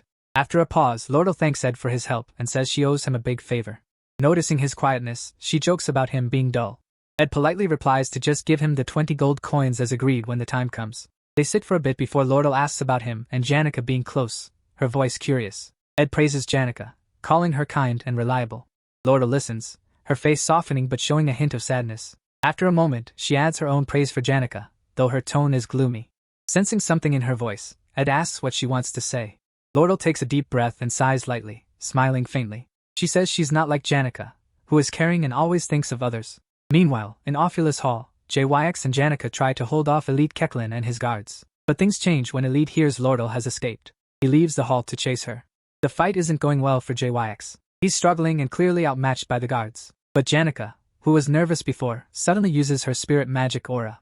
A strong tornado forms in the hall, throwing guards everywhere as her spirits show their full power. JYX panics and yells at her to stop, worried about the damage and injuries. Janica pauses, then turns to him with a strange, almost eerie smile. Her eyes shine intensely as she calmly insists she's not upset. The next day, at Ed's hut, he's busy cleaning his messed-up school uniform. After a tiring night, he skips school to handle things. JYX shows up with a spare uniform for Ed and shares surprising news. He explains what happened after the incident. Willine took all the blame for the destruction of Ophulus Hall, while Chief Maid Alice, who was caught, hasn't spoken about it. Lortell has disappeared, hiding safely in Ed's hut, and there's no news from Elite Keklin yet. As JYX talks, Ed feels relieved. His plan worked, and now he just waits for the carrier pigeon to bring good news. Stretching his sore muscles, Ed feels the aches from the night's events but stays determined to keep going. Later, Ed notices something new. His stats have improved, and he's reached the intermediate craftsman rank. This upgrade unlocks advanced crafting skills, giving him new abilities. Excited, he decides to learn Spirit Formula Infusion, a skill that mixes spirit sorcery with magic engineering. With this ability, Ed can make contracts with spirits and create powerful weapons, magical items, and useful tools. Feeling more confident, Ed starts planning how to use these new skills for future challenges. Later that day, Janica visits Ed with a cheerful smile. Ed is exercising outside the hut when she arrives and sits beside him. Curious, Ed asks why she's not in class. Janica says she's tired and needed a break, so she came to the woods for fresh air. Concerned, Ed asks if she got hurt because of him. Janica shakes her head and smiles, saying she's fine. Then, with a slight frown, she asks if Lortell is okay. Ed tells her Lortell is resting inside the hut, which makes Janica a bit jealous, though she hides it well. Inside the hut, Lortell relaxes, relieved that the chaos of the Ophulus Hall incident is over. However, her work isn't done yet. She still needs to convince Chief Maid Alice to help set up the purchase of Sage's sealed grimoire. For now, she waits anxiously for a reply from the elite merchant's headquarters. While waiting, Lortell notices how safe and comforted she feels with Ed. His kindness and trust make her heart race, and for the first time, she feels something more precious than gold. Blushing, she realizes she doesn't want to lose Ed to Janica, who already has a full life with family and friends. Lortell quietly decides to win Ed over, even if it means competing with Janica. Spending 3 days with Ed only deepens Lortell's feelings for him. She starts to become a bit obsessed, even imagining showering him with gold if that's what it takes to win his affection. But then, she decides a different approach might be better, one that feels more natural. She resolves to show him sympathy and kindness, and even considers helping him with his tuition to subtly gain his favor. Lortell's heart races with determination. For the first time, she's found something worth more than wealth, and she's ready to fight for it, no matter what. Fantasizing about Ed makes Lortell feel embarrassed and awkward, especially since she's never had a boyfriend before. Suddenly, Sleepy Lucy barges into the hut and claims her spot near the window. However, Ed quickly intervenes, dragging Lucy out and setting her up in the small tent outside the hut, which he made just for her. Ed then apologizes to Lortell, asking if he disturbed her. Lortell feels unsettled by Lucy's presence in Ed's hut, seeing her as another rival for his attention and labeling her in her mind as a natural disaster. Lortell wakes up early, hoping to spend some time alone with Ed. However, to her disappointment, she finds Janica already with him as usual. Sighing, she turns back, noticing Lucy still asleep in the hut as well. Meanwhile, Ed works on crafting homemade bricks, adding another achievement to his stats and learning the stone masonry skill. Using this new skill, he builds a brick fireplace inside the hut. Later, he grills beef jerky for everyone, and they all eat together. As they eat, Lortell remarks that since nothing significant happened that morning, it means everything is going according to plan. Ed thanks her for the good news but warns them not to let their guard down. Feeling competitive with Janica, Lortell offers Ed supplies and goods instead of the 20 gold coins they initially agreed on. Ed appreciates the offer and asks if she has any construction materials or spare magic engineering equipment. Lortell promises to check. Ed then asks Janica to teach him basic spirit magic and how to connect with spirits. Excited to help, Janica agrees eagerly. She demonstrates with a spirit bird, explaining how to focus and connect. But the spirit bird unexpectedly speaks, scolding Janica for giving Ed wrong advice. The bird also reveals that Janica got tips on using Ed's cabin construction to get closer to him. Embarrassed, Janica quickly dispels the bird, nervously asking if Ed heard anything. Lortell takes the chance to tease Janica, mentioning her leftover food stock at headquarters, offering to sell it to Ed at a discount. Ed negotiates, asking her to include the stocks in their 20 gold coin deal. Playfully, Lortell suggests giving the supplies for free, further annoying Janica and sparking a light-hearted debate between them. Ed sits back, amused, realizing he can learn both spirit magic and magic engineering with Janica and Lortell's help. As they talk, a new figure arrives at Ed's hut. It's Belmaya, the new chief maid of Awfulest Hall. She apologizes for the sudden visit, bringing bad news from the former chief maid, Alice. Hearing this, Lortell looks worried, and the atmosphere becomes tense. Before Belmaya's visit, Clara, one of Janica's friends, stops by to see her. Clara gossips with Belle, sharing a secret but warns her not to show shock. Clara whispers that Janica is in love with Ed Rothtaylor. Belle feels conflicted, trying not to show surprise. They chat about Ed, known as a troublemaker but improving his image lately. Clara supports Janica but notices Janica often mentions Lortell. She admits she doesn't understand either of them. Relationships, she says, need balance, and Janica is too naive. Clara complains that Ed is clueless, ignoring Janica's hints. She asks Belle to intervene. Belle, trying to calm her, suggests Ed might be too busy with his problems to think about romance. She adds that maybe it's just bad luck in relationships, leaving Clara uneasy. At Ed's hut, Belmaya gets annoyed seeing Lucy, Lortell, and Janica all there, giving her a headache. When Lortell asks why she's there, Belmaya delivers an important message from Alice. That evening, Belmaya decides to take Sleepy Lucy and Janica with her, leaving Ed frustrated. He's uneasy about Lortell's location being exposed to someone from Awfulest Hall, especially since Lortell is hiding.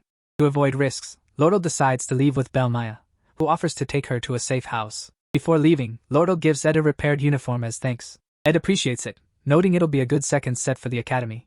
A pigeon carrier arrives with good news, a letter announcing a victory over the elite in business sales, signaling his downfall at the Merchant Association headquarters. Relieved, Ed feels he can return to school as usual. Lortell reads the letter, commenting that her father, the elite, must be making his last stand and won't have time to chase her in Sylvania, ensuring her safety for now. However, she warns Ed not to underestimate her father, who might still have tricks. Even so, she trusts her allies at headquarters, believing she can become the next Merchant Association chairman. Lortell's main concern now is Alice. When Ed asks if Alice might expose her role in the Awfulest Hall incident, Lortell dismisses the worry, explaining that Alice will side with whoever wins. In Alice's letter, she details the orphanages she sponsored, urging Lortell to support them financially for the next year. Lortell shares Alice's backstory. Years of hard work made her sick, but the academy ignored her problems. Unable to handle her duties, including the orphanage, Alice took a risk during the Awfulest Hall incident, changing sides for money and help. Though her actions seemed like betrayal, Lortell understands Alice's tough situation. After reading the letter, Lortell thinks Alice is only supporting her because she believes Lortell will win. In the harsh world of merchants, sympathy is rare, and Alice knows this well. While Lortell agrees to keep Alice on her side, she won't trust her the same way after the betrayal. As she gets ready to leave, Lortell reminds Ed to visit the Merchant Association branch to finish their contract for supply deliveries. Before leaving, Ed gives her a fire torch to light her way. Lortell pauses, looking at Ed thoughtfully. When he asks why she's still there, she comments on his height. She admits she often takes risks to win. With that, she steps closer to Ed, fixing his tie on his uniform. Flirting, she says he looks handsome in the new outfit. Then suddenly, she pulls him by his tie, leans in, and kisses him unexpectedly. Flirting more, Lortell teases Ed about how tasty the raspberries were, saying she can taste them again through their kiss.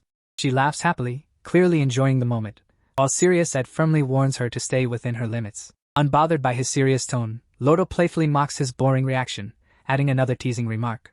Next time, she says, he should try pulling her closer during the kiss, as she needs practice in pretending to push him away.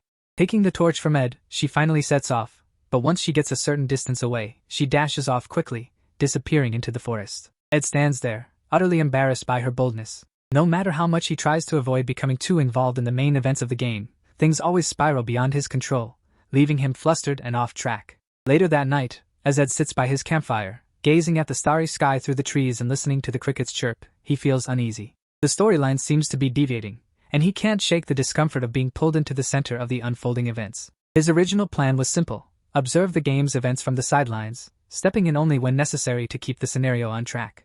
He has no ambition beyond surviving, graduating from the academy, and carefully managing his stats. However, the plan that seemed so straightforward now feels like an endless and reckless challenge. As summer quietly fades into fall, Ed reflects on how quickly time is passing and wonders what twist the game might throw at him next. The next day at the lake, Janica gathers with her spirit friends to discuss her growing concerns about Lortell and how to handle her. The spirits inform Janica about the incident between Ed and Lortell, which immediately infuriates her. The spirit labels Lortell as an intimidating foxy redhead as Janica anxiously asks how Ed reacted. She breathes a sigh of relief when she learns that Ed responded coldly and didn't show any emotion. However, her relief is short-lived as Spirit Tarkin warns her that Lortell's persistence will only intensify if Janica doesn't act quickly to secure Ed's attention. Amid a flurry of ridiculous and cringy suggestions from the Spirit Tarkin, the other spirits take Tarkin away for a while Spirit Marlita offers a more sensible idea. Marilda advises Janica to create a memorable and thrilling experience with Ed to make him think about her. After some thought, Janica decides that sharing a meal together might be a good start.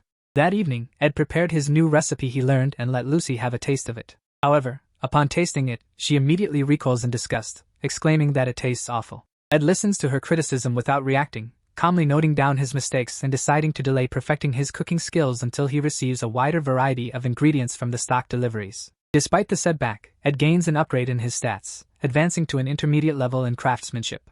He reflects on how his core stats significantly affect his practical skills and resolves to balance and improve all his stats efficiently. However, Ed's packed schedule leaves him little time to focus on personal development. Between attending classes, honing survival skills, and keeping a close eye on the progression of the game scenario, his hands are full. He notices Taylor's fighting skills are getting better, Isla keeps helping Taylor, and Princess Fenia is progressing well. Ed knows the big event, Fenia's battle with Lortell, is coming soon. He also knows Clarice, another important character, won't join until next year, so he's not worried about her yet. Even though Elite's early exit causes some uncertainty about Lortell, Ed is sure it won't stop her from going after the sage's sealed grimoire. As Academy Day ends, Ed steps outside and looks back at the main building. He realizes he needs to watch the faculty building closely since the final boss of Act 2 is about to appear. Meanwhile, in a quiet room at the Academy, someone gets a letter revealing who was behind the Ophilus Hall incident. That person is Professor Glass. Professor Glass stands in his quiet office with his assistant, Claire Elfin, nearby. Trying to impress him, Claire praises his sharp thinking for suspecting someone behind the Ophilus Hall incident. However, Glass, a serious person, ignores her flattery. Taking off his glasses, he gives off a dark and intimidating vibe. He orders Claire to find the divine science thesis he asked for earlier, and startled by his stern tone, Claire quickly rushes out to do as he says. At the Theophilus Hall faculty building, Claire gets all the materials about the incident from Anise. Relieved, Claire thanks her and starts looking through the files of students involved. Among the files, 3 stand out: Edroth Taylor, Jix, and Janica. While most of the case seems clear, Claire feels something odd about Ed's file. His reputation and some missing details make her curious. That evening, Ed visits the Sylvania Merchant Association branch to pick up supplies he ordered under his contract with Lortell. Lortell, enjoying his company, jokingly apologizes for forgetting the contract details, using it as an excuse to make him visit again. She prepares tea and snacks, inviting him to sit and chat. As they talk, she tells him to pick up his magic equipment at the counter when he leaves. Trying to keep his attention, Lortell shows off her fancy dress, asking how she looks for an important meeting. But Ed, uninterested, simply asks what kind of meeting it is. Lortell smiles, amused by how little he notices her flirting. Then the conversation shifts to Ed's cabin. Lortell suggests he might need furniture, but Ed explains her company's products are too expensive for him. Lortell agrees but says she can't give away items for free because of her merchant ethics. Suddenly, she uses her magic to break a chair's leg, claiming it's now damaged and she'll throw it away tomorrow. She hints that Ed, with his crafting skills, could fix it. Ed thanks her for the broken chair, still keeping his calm and serious demeanor. Lortell, entertained by how he never shows much emotion, moves closer to him. Sitting on the table nearby, she teasingly says she's made her move and asks if he doesn't see her as a woman. She boldly admits she's not helping him out of kindness, but because she has her reasons. Smiling confidently, she tells him she's determined to stick around and get the answers he's searching for, making it clear she has no plans to let him ignore her. Ed calmly responds, making it clear he's not looking for any answers from her, and has no interest in getting involved in battles he knows he can't win. Despite her attempts to get closer, he stays composed and distant. Lortell, unfazed, smiles and warns him that one day, it won't just be her struggling to hold back feelings for him. Her smile is the same as always, calm and confident. Ed notices she never shows her true feelings, whether she's winning or in trouble. He realizes it's part of her nature as a merchant, always keeping her cards close to her chest and never letting her emotions give her away. At the academy during recess, Janica excitedly teaches Ed how to control a spirit. Using her staff, she explains that he should focus on his magic to try to form a connection and summons a small fire spirit named Mug. Mug appears serious and promises to serve Ed well, surprising him. Ed remembers that before he came into this world, when he played the game as Ed, he once formed a bond with a spirit duck. They used to laugh and joke around, but in the end, he let it go. However, looking at Mug now, he feels this will be different. Curious about why Mug is so strict, Ed asks Janica. Janica laughs and says Mug is a good spirit with great energy and was chosen by Tarkin, a top spirit. Since Ed wanted a strong spirit, she picked the best for him. After a tough selection, Mug is given to Ed, and he forms his first spirit bond. Holding Mug, Ed is amazed by its warmth, like a portable heater. He checks its abilities, and Janica tells him Mug is great for survival since it doesn't need wood for heat. Seeing Ed happy, Janica smiles, even though he looks tired. Before leaving, she tells him to ask if he needs more help. She offers to teach him more about spirit bonds and says he'll learn faster with her. As Janica talks, she suddenly changes her tone. She promises to help him the next day but then says she's busy and others are waiting for her lessons. She remembers her spirits and her friend Clara advising her to keep things cool with Ed. Smiling awkwardly, she says teaching him magic all the time is too much. Ed, feeling guilty, apologizes for taking advantage of her kindness and offers to pay her. Hearing about money, Janica gets upset and insists she's helping as a friend, not for payment. She calls his offer cold and reminds him they're close friends. Confused, Ed points out she mentioned compensation earlier. Realizing her mistake, Janica gets embarrassed. To fix things, she admits Clara told her she's too generous and needs to say no sometimes. Ed appreciates her honesty and agrees Clara is right. After some time, Janica waves goodbye, promising to meet him at combat training and bring a special accessory. She leaves Mug with Ed, and he waves back. With new crafting skills from Lortell's magic engineering and the spirit from Janica, Ed feels ready. Now he can learn crafting skills and keep his fireplace lit, making life easier. Looking out his hut's window at the night sky, he remembers he forgot to check the traps and heads out. Meanwhile, in the forest, Claire Elfin is investigating Ed, suspecting him in the Ophelis Hall incident. With what she knows, his family disownment and lack of ties to Ophelis Hall make him stand out. Reports say he's often in the woods, leading her there. As she moves through the forest, she hears footsteps and hides. She sees a man carrying Lucy and dragging a deer. The man doesn't use magic but relies on combat skills, making Claire realize it's not Principal Abel. Her suspicions are confirmed. It's Ed Rothtailor, the true mastermind. Proud of her intuition, Claire follows Ed, surprised to find his hidden hut. Watching from afar, she sees Ed put Lucy in a tent and place the deer by the fireplace. Then, Ed goes inside his hut to sleep early for work. Claire sneaks closer, determined to rescue Lucy. As she reaches the tent, Lucy casts a warning spell, startling Claire and asking who she is. Nervously, Claire introduces herself, but Lucy, uninterested, returns to her tent and eats beef jerky. She eyes Claire suspiciously before flying away, leaving Claire baffled. Back at the office, Claire rushes to Professor Glass, showing her evidence, convinced Ed is guilty. She reminds Glass that Ed was disowned, emphasizing his suspiciousness. However, Glass, uninterested in low-ranking students, barely remembers Ed. Claire teases him about not caring and warns that Ed is dangerous, reminding him how Ed overpowered Lucy in the forest and kept her in his tent. Glass brushes it off, saying Lucy often wanders and sleeps in the woods, so it's not strange. Claire, annoyed, knows convincing him will be tough. She tries a new tactic, confidently saying she used magic to capture memories from Ophelis Hall's first floor. Glass, curious, asks if she had permission to use magic for that.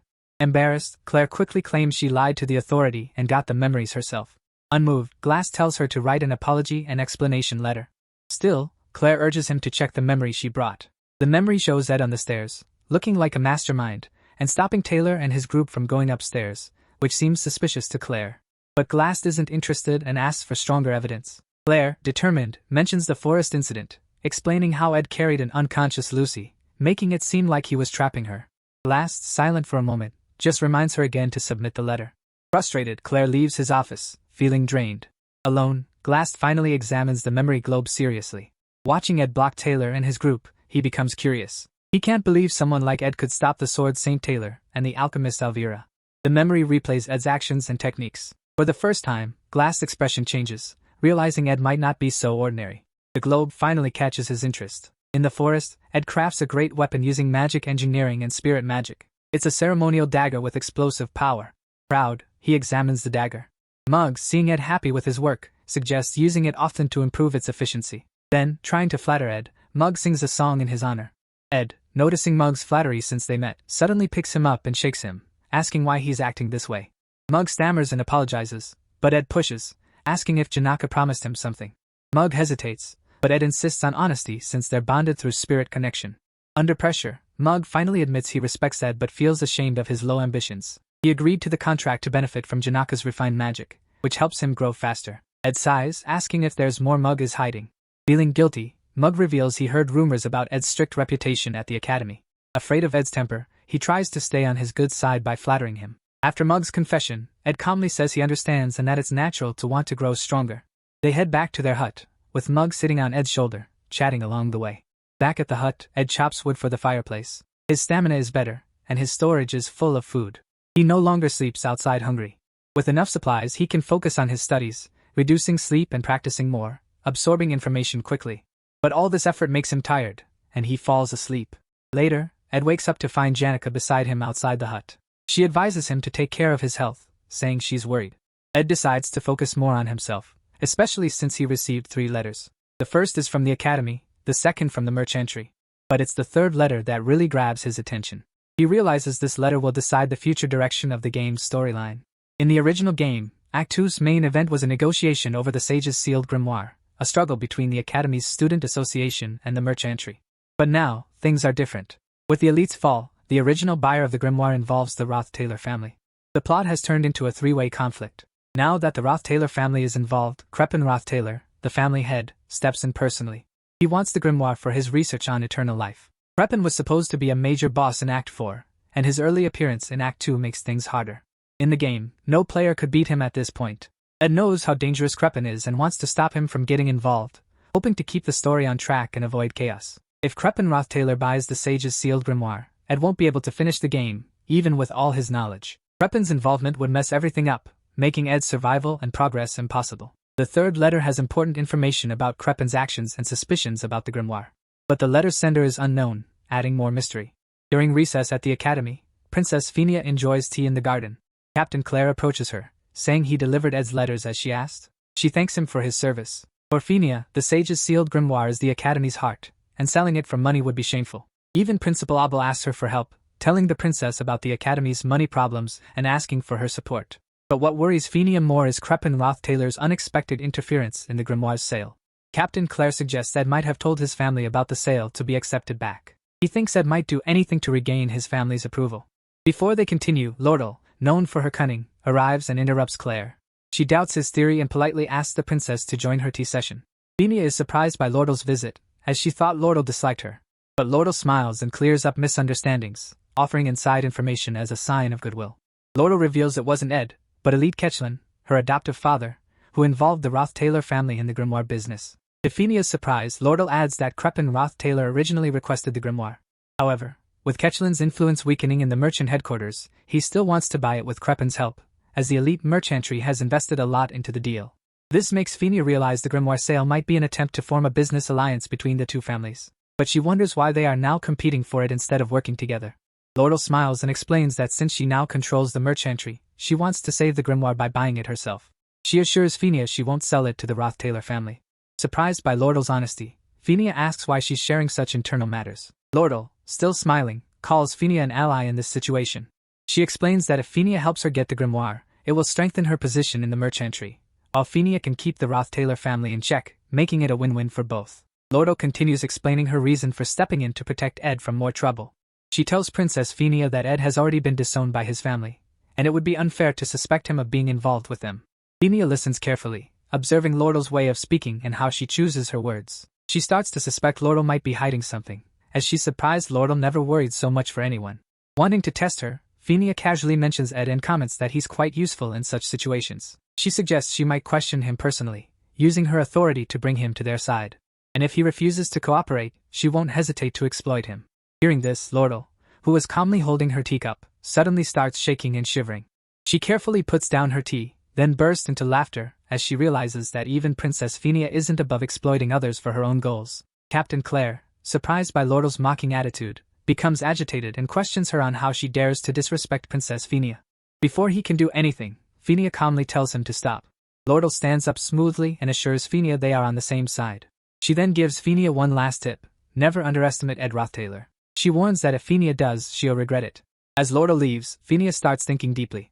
She wonders if Ed is really behind Crepin Rothtailor's sudden interest in the bidding, or if it's Lortell, who always seems confident and never bows, even to a princess. Watching Lortell go, Fenia wonders if she'll ever meet her again. For the first time, she's unsure about her next move. At the mercenary branch, Lortell sees Ed with Janica and feels a bit jealous. Janica notices Lortell's look and greets her playfully. Lortell, who only prepared 2 cups of rosemary tea for herself and Ed, now reluctantly offers Janica a glass of cold water. Janica smirks and teases Lortell for not having extra tea for guests. Lortell, staying calm, replies that as a merchant, she can't waste her goods. Ed, looking tired, takes the cold water and gives his tea to Janica. This small act makes Janica happy, while Lortell watches, slightly annoyed as Janica keeps teasing her. After a while, Lortell shows Ed the magic engineering tools she promised. As the fancy tools are revealed, Janica suddenly protests. She accuses Lortell of breaking merchant rules by giving Ed new equipment for free. Janica's jealousy rises, thinking Lortell is trying to win Ed over with pricey gifts.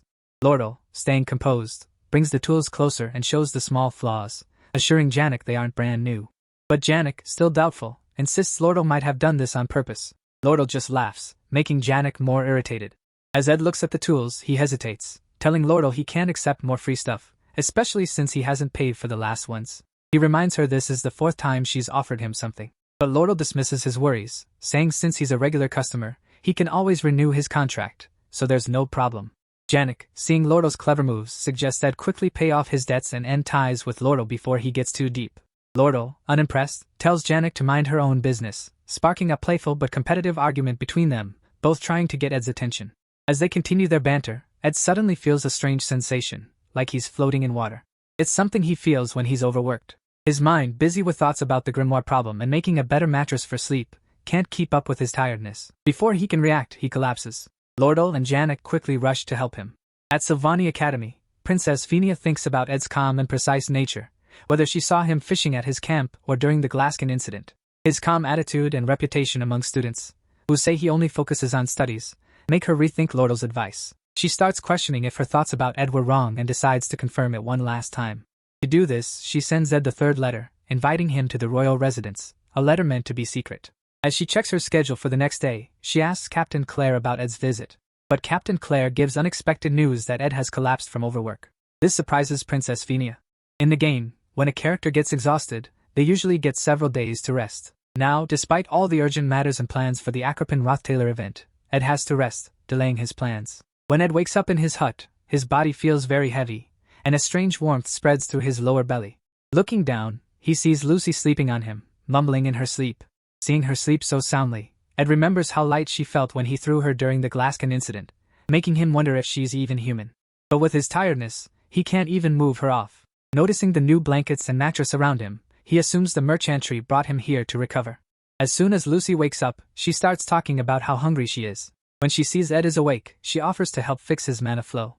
Lucy says she's been doing this while he was sick. After finishing, she falls asleep next to him. Before sleeping, Lucy tells Ed not to get sick again because it's troublesome for her, and warns him that being weak is risky. Ed remembers her grandfather died from a similar illness, so he thanks her for the magic help and her care. Just then, JYX enters the hut without knocking, checking if the stove is keeping Ed warm. Seeing JYX enter so casually, Lucy quickly leaves the camp, feeling embarrassed. Now fully awake, Ed thinks about how he attracts people in this open society, even though he tries to be independent. He asks JYX why he's there, and JYX says he's been checking on him while others are away. As they chat, JYX mentions it's autumn and offers Ed some soup. Still taking it all in, Ed asks about news from Sylvania Academy. JYX updates him on the Academy's exploration issue, saying Taylor and Clebe Weiss handled it well, and other incidents like the Demon of the Sewers Act are under control. This reassures Ed that everything is on track. However, the big event, the fight over the Sage's sealed grimoire, is still ahead. Ed urgently asks how long he's been out. When JYX says it's been 10 days, Ed is shocked to realize the main event has started. Adding to Ed's worries, JYX tells him Lortell had to leave for an important negotiation. Panicking, Ed jumps up, asking JYX to help him send a message to Lortell right away. Meanwhile, at Sylvania Academy, the bidding war for the Sage's sealed grimoire has begun. The main players are there: Princess Fenia Clo for the Student Association, Lortell from the elite mercenary, and an unexpected third party. The man who changed the original storyline, entering the hall with a strong presence, is Crepin Rothtailor, the head of the Rothtailor family. At the luncheon, all key players gather to size each other up before the bidding war for the Sage's sealed grimoire. Crepin Rothtailor greets Princess Fenia warmly, happy to see her well. He apologizes for Ed Rothtailor's actions, saying they don't reflect the family's values. Princess Fenia responds politely, telling him not to worry, but she watches him closely. Crepin seems noble and wise, with his attendants showing him great respect. But with her judgment, she sees Crepin as evil. Crepin then talks to Lortell Ketchum, asking if she represents the elite mercenary. Lortell stands, bows, and introduces herself, saying she's honored to meet him. As they talk, Crepin tests Lortell's knowledge and motives with careful words. Lortell answers strategically, sharing only what benefits her. She says she's only interested in profit, staying calm and confident. The bidding starts, and each person writes their bid, knowing the highest wins the Sage's sealed grimoire. The Academy wants to hide its money issues, so Vice Principal Rachel runs the auction, with Princess Fenia as the only royal observer. The auction happens quietly inside the Academy. Fenia watches closely, knowing the grimoire is more than just pricey. It has big magical value for research. She knows rare books like this are usually sold and realizes knowing the highest bid is key to winning in this no-limit auction. Lortell and Crepin sit silently, watching each other, planning their strategies before making their final bids. Lortell, focused on profit and market trends, stays calm, while Crepin remains unreadable, showing confidence and authority. Vice Principal Rachel collects the bids and thanks both Lortell and Crepin for joining. As Rachel gets ready to announce the winner, Fenia quickly checks the bid amounts. She thinks Lortell, who always aims for profit, probably bid around 8,100 coins, the highest a similar book has sold for before. If Lortell bid more, it would be risky because reselling it for profit might be tough. But Fenia worries that if Crepin bids just a bit more than Lortell's estimated 8,000 coins, he will win the grimoire. Vice Principal Rachel finally stands and starts announcing the bid amounts. When she reveals Crepin Rothtailor's bid, as expected, he offers 8,500 flangold coins. Fenia isn't surprised. Crepin didn't come to the Academy just to make money from book trading. However, when Rachel announces Lortell's bid, everyone is shocked. Lortell has bid 9,400 gold coins, far exceeding expectations and securing the grimoire. Crepin's face darkens with frustration as he realizes his loss. Without a word, he leaves the building with his attendants, his bitter expression showing his disappointment. Meanwhile, Lortell calmly moves to a private room to complete the transaction, leaving Fenia in disbelief. Fenia struggles to understand why Lortell, who claims she only cares about profit, would spend so much just to get the grimoire.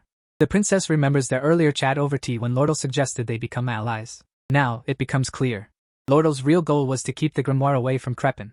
Yet, Fenia remains doubtful. She can't believe Lortell would act purely out of justice. There must be someone behind her, someone who told or influenced her to stop Crepin Rothtailor. The princess's suspicion grows, wondering who could be pulling the strings behind the scenes. As Princess Fenia recalls Lortell's words about Ed's ties to the Rothtailor family, a realization hits her. Ed had been fighting against his family's darkness all along, struggling to the point of collapsing from overwork. Overwhelmed with guilt, Fenia panics, questioning how she could have driven such a person to ruin by pushing for his disownment. Regret washes over her as she reflects on the consequences of her actions. However, for Ed, Fenia's misunderstanding may have been a hidden blessing. Living in the forest forced him to sharpen his survival and combat skills, turning him into someone far more capable than before. Meanwhile, in her quarters at the elite mercenary, Lortell admires the sage's sealed grimoire she just acquired. She carefully calculates her potential profits if she were to sell it, realizing the difference would only be 900 gold coins. Yet deep down, she knows she didn't do it for profit. She did it for Ed, following his request without hesitation. Determined to win him over by any means, she sees the grimoire as an opportunity, one she can leverage to ask him for anything in return.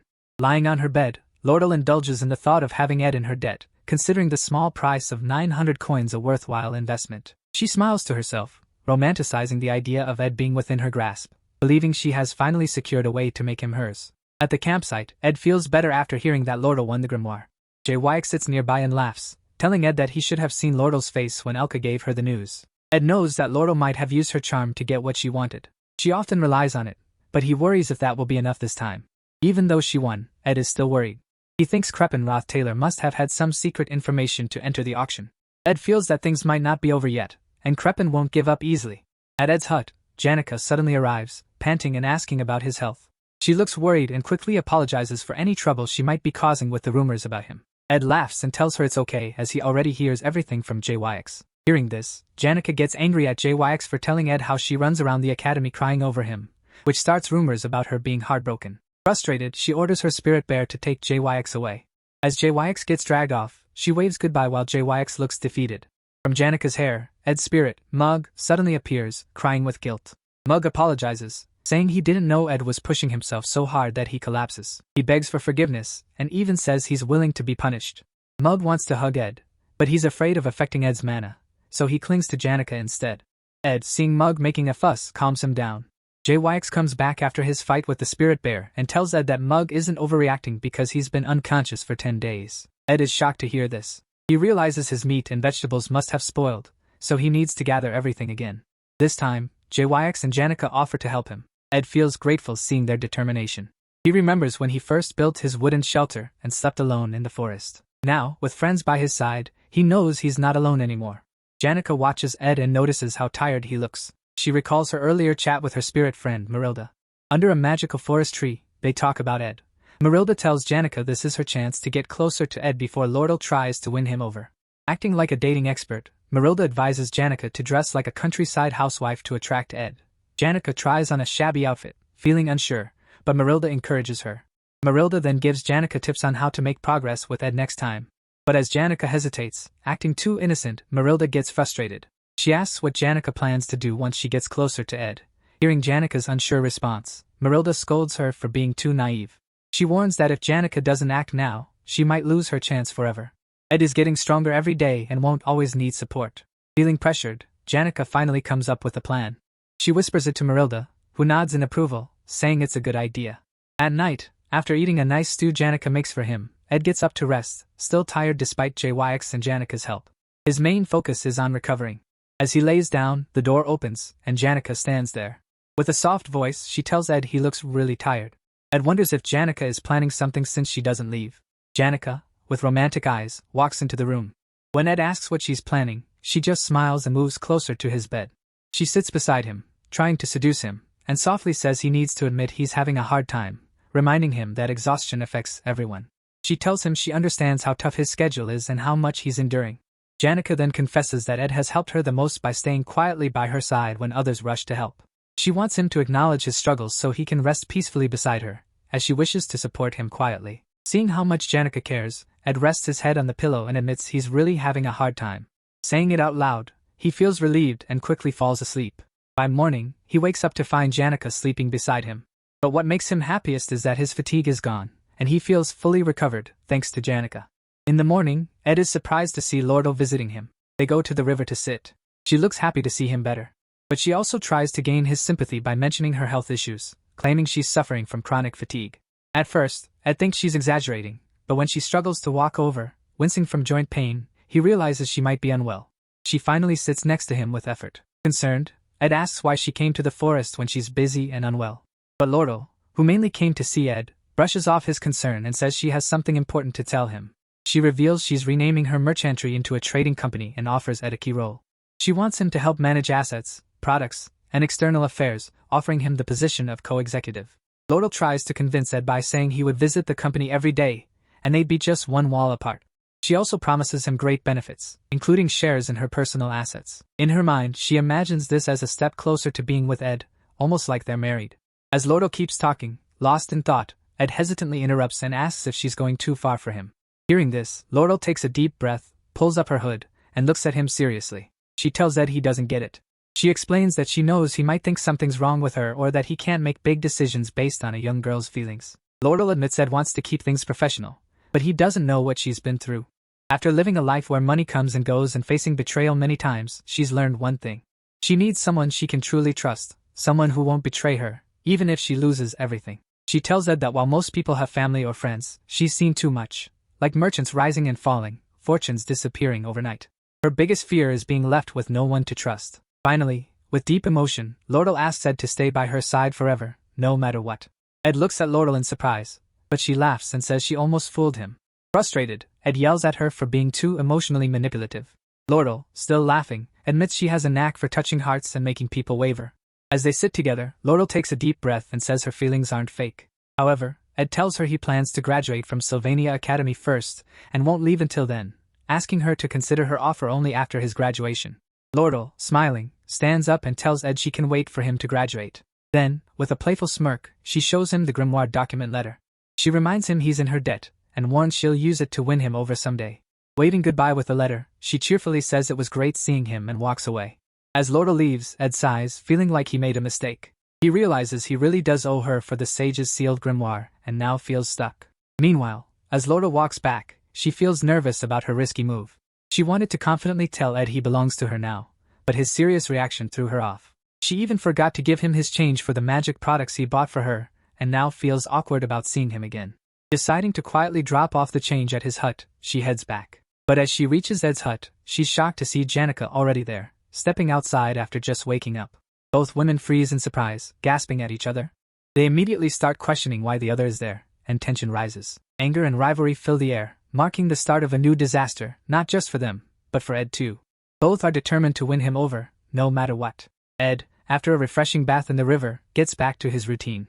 He starts cutting logs for the fireplace, while his spirit, Mug, keeps reminding him not to overdo it.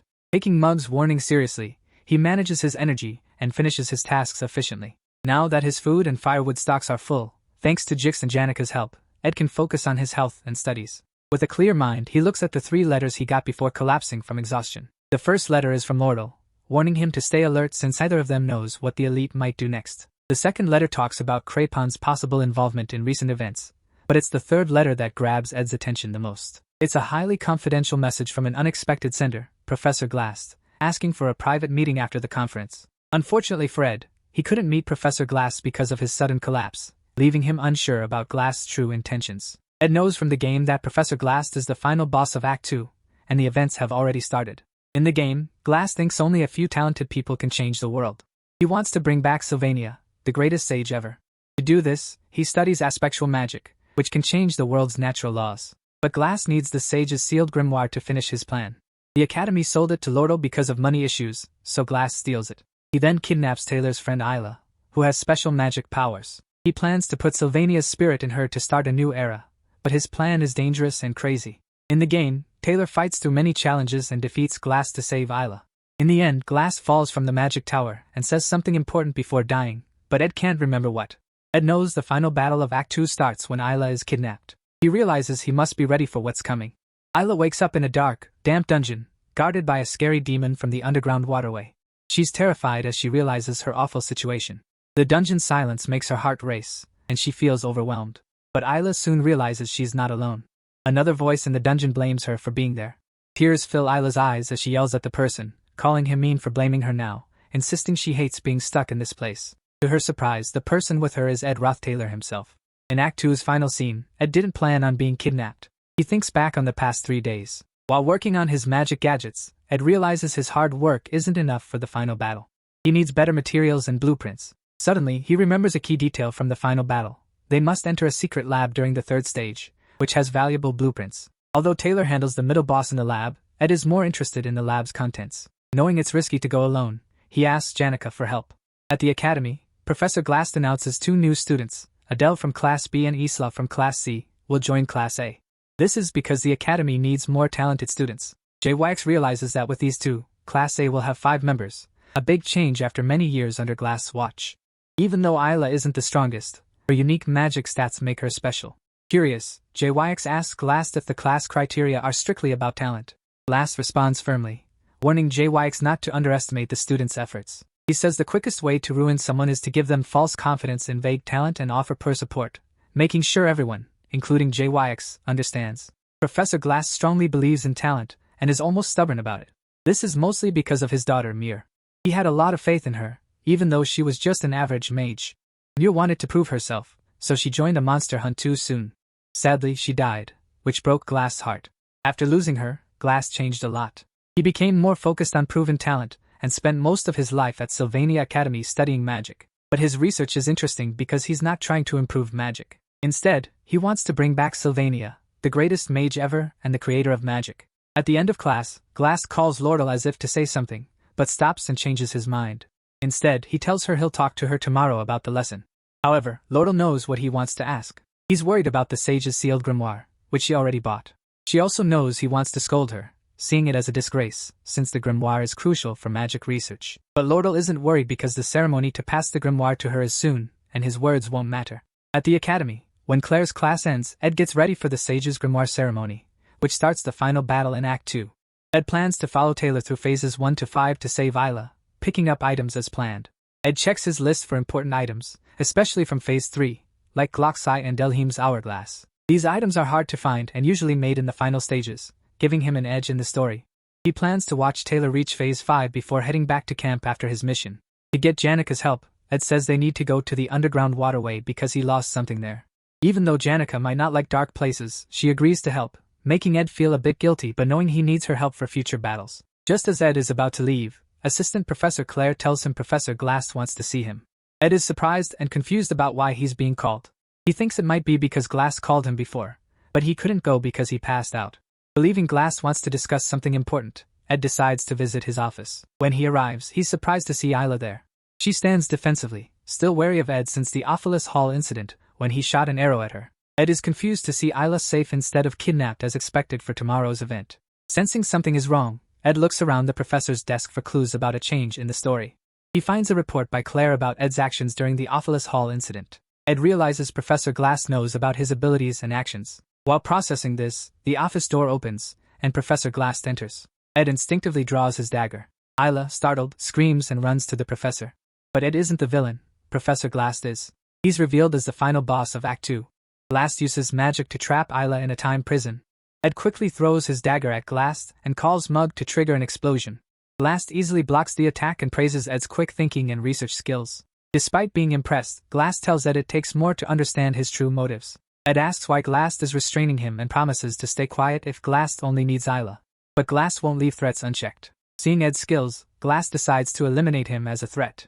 Realizing Glass will keep pursuing him, disrupting the story, Ed considers his options. If captured, he might be taken to the secret lab, where he wants to go. Ed decides to surrender and lets Glass kidnap him. Glass observes Ed and says he's a product of effort, not talent. Despite Ed's skills, Glass sees his approach as weak.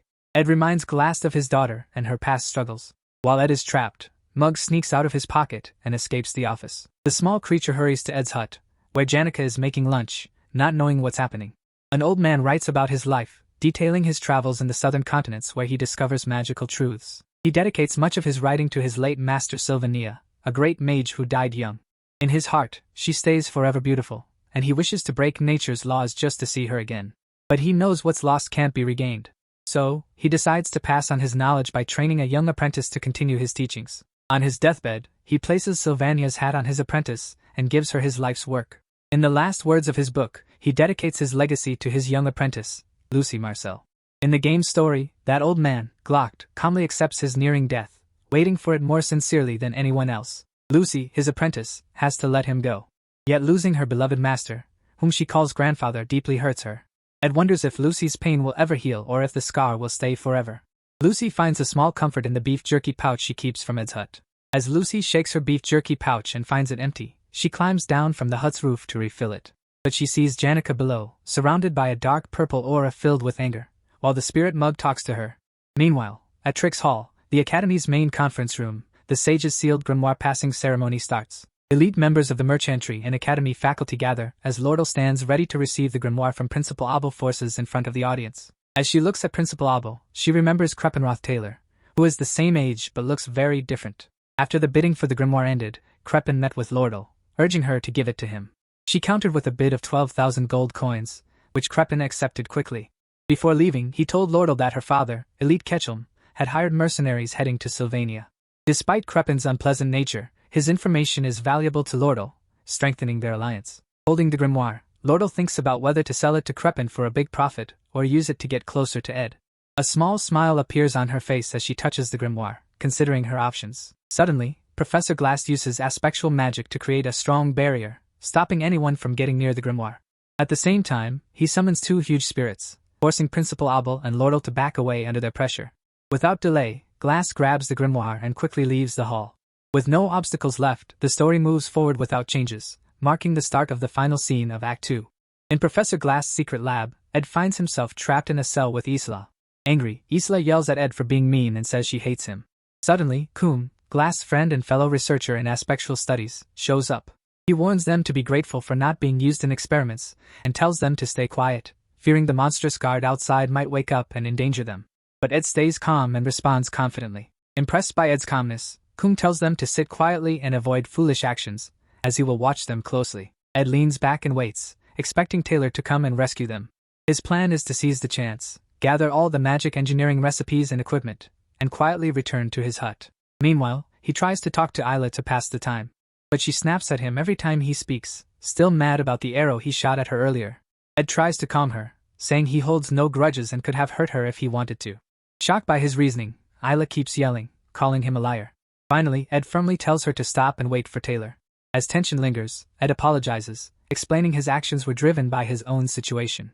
Hearing an apology from Ed for the first time, Isla is speechless. Just then, Ed's spirit, Mug, appears, crying and asking if Ed is safe and okay. Seeing Mug, Ed feels relieved and hugs him tightly, glad to have someone to talk to in the cell. Isla is surprised to see Ed with a spirit friend and suggests Mug should go get help. Mug excitedly says he's already asked Janica for help, and Lucy is also getting ready to come. Hearing Lucy's name, Ed's mood changes quickly. He gets angry, realizing the chaos that will happen if she arrives. In frustration, he swats Mug, sending him flying across the cell. Kum notices the noise and comes over to Ed, but Ed warns him to let them go or face big trouble. Amused by Ed's boldness, Kum ignores him and goes back to his work. Meanwhile, Mug sneaks back with the dungeon keys, having grabbed them while Kum was distracted. Ed quickly unlocks the cell and plans to escape, convincing Isla to stay behind because her leg hurts and there are dangerous monsters outside. After some hesitation and arguing, she agrees. Without wasting time, Ed rushes out, determined to stop Lucy before she arrives and causes chaos. Ed knows that even the most dedicated players avoid involving Lucy in big events, fearing the unpredictable changes she could bring. With his future at stake, Ed races against time to stop Lucy from reaching the lab. At Ophelis Hall in Jick's room, Taylor arrives, bruised and tired, asking Jick for help to save Isla. Having lost track of Professor Glass after the events at Trix Hall, Taylor urgently asks for Jick's help and plans to lead his friends into the underground waterway to follow him. Meanwhile, Ed, having escaped from the lab, starts retracing his steps backward, unlike the original scenario. He finds it funny to experience the final scenario this way, but also feels relieved. In this reverse sequence, all the monsters stay locked up, which helps him. However, his biggest fear is a possible meeting between Lucy and Professor Glass, which could lead to a terrible ending. Determined to stop this, Ed hurries to finish the scenario before things get out of hand. Eventually, he reaches the secret library, where Reina, the librarian boss and a banshee, stands guard. Knowing Reina's movements, Ed decides to avoid fighting her, leaving the battle for Taylor. He knows Taylor will gain experience from defeating Reina and Kum, making future scenarios easier. Quietly, Ed sneaks through the library, grabbing only the necessary magical tools and magic engineering recipes while avoiding Reina's sight. As Ed watches Reina's movements from cover, Mug signals him to move. Carefully, they navigate the area. But suddenly, a violent earthquake shakes the ground. The unexpected tremor causes enough disturbance to alert Reina, who immediately spots Ed and Mug. In an instant, Reina locks onto them, and as she approaches, both Ed and Mug scream, realizing they are in serious trouble. 30 minutes before the earthquake, Principal Abel finally defeats the giants summoned by Professor Glass in Trix Hall, saving everyone. Lortell stands in surprise, unable to believe that Glass steals the grimoire right in front of the Academy's top faculty. Abel tries to calm everyone, assuring them that he takes full responsibility and will retrieve the grimoire. However, he expresses his concerns about Glass, suspecting that he is planning something dangerous. As the others listen in confusion, Abel explains the 3 major taboos of magic: seeking immortality, resurrecting the dead, and traveling through time. These acts defy natural laws, disrupt time, and challenge human destiny. Lortell, remembering Glass' obsession with his late daughter and the legendary mage Sylvania, realizes that he might be using the grimoire to attempt one of these forbidden spells, most likely to bring back the dead. Abel then asks Lortell what she thinks Glass will do if he has truly mastered a spectral magic for resurrection. Before she can answer, a faculty member rushes in, reporting that Taylor is seen chasing Glass into the underground waterway. Worried about Taylor's safety, he also informs them that eyewitnesses see students being kidnapped, including Isla and Ed.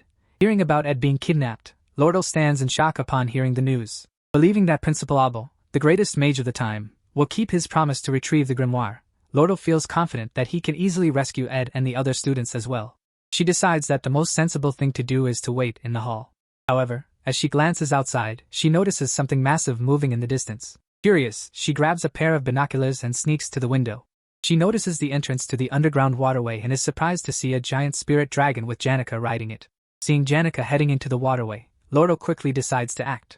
She tells her team to get ready, planning to retrieve the grimoire and fight against Glass Madness. Inside the waterway, Janica sees Dorothy, a third-year student and one of Professor Glass's assistants. She grabs Dorothy to question her, but Dorothy is terrified of Janica's huge, fiery dragon, Tarkin.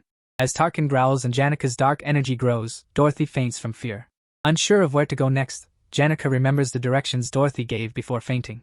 She feels a bit bad and gently covers Dorothy's face to hide her condition. Just then, Lortell arrives with her team, greeting Janica playfully. Seeing Janica's strong spirits, Lortell realizes Janica will do anything to keep Ed safe, even if it means destroying the waterway. But Lortell feels jealous, imagining Janica winning and Ed falling for her. Determined to stop this, Lortell approaches Janica with a sly smile, saying Ed has already been saved and is back at his hut, suggesting she check on him. However, Janica, always sharp about Ed, doesn't believe it.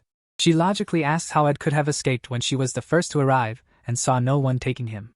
As they argue playfully, Janica mentions she asked Lucy for help, but Lucy just yawned and left them to deal with it. Realizing they have no choice, Janica and Lortell decide to split up and search for Ed in different directions. Both rush to find and save him, hoping to win his heart. Meanwhile, in the secret library where Ed and Mug are trapped by Reina, something unexpected happens. The ceiling suddenly collapses on Reina, trapping her under debris. To Ed's shock, Lucy falls down from above, yawning and saying she got bored and decided to help. Seeing Lucy there, Ed is shocked, realizing things might get worse. While this happens, Principal Abel and his friend watch the sunset, debating whether to retrieve the grimoire or stay out of it. Abel thinks the students should handle it, seeing it as a chance for them to grow, as they are the future mages and warriors of Sylvania Academy. His friend wonders if the students need to push themselves so hard. He acknowledges this is the Academy's greatest era but questions if they should step in to ease the burden. He mentions talented students like Taylor and JYX, rare among their peers. Over time, many students have faced the Academy's challenges, showing great potential and shining brightly. He and Abel have high hopes for them. Hearing this, Abel gets excited. He senses something big is coming, with challenges that will be tougher, pushing the students to their limits. During the event, Lucy crashes into the secret library, landing on Reina and trapping her under the rubble. Sitting on the pile and yawning, Lucy's casual attitude leaves Ed stunned. As Ed regrets her sudden arrival, Lucy innocently asks if he has any beef jerky for her. Still upset, Ed tells her he doesn't have any, making Lucy sad as she looks for a place to nap. But before she can, Ed quickly grabs her shoulder, thinking of a new plan. Ed knows Lucy's arrival has complicated things, but he also realizes Janica and Lortell should be in the hall to help him. To let Taylor defeat the remaining enemies and gain experience, he needs to stop Janica and Lortell from interfering.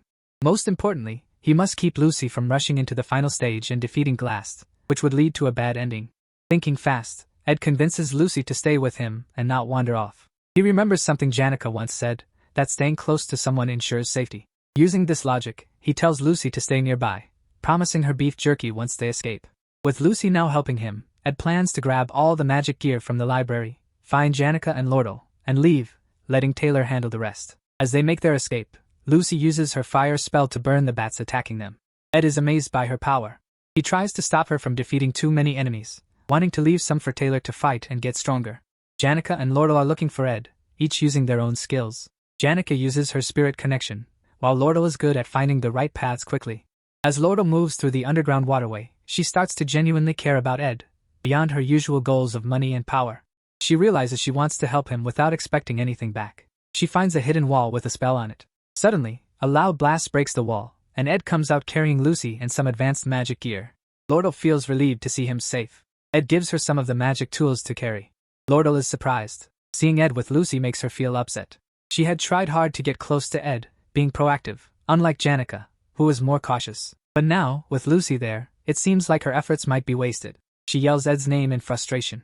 But before she can say more, Ed pulls her close, looks into her eyes, and says he trusts her the most. Lortell is shocked by his words. Her heart races, and she blushes. Her anger fades, replaced by happiness.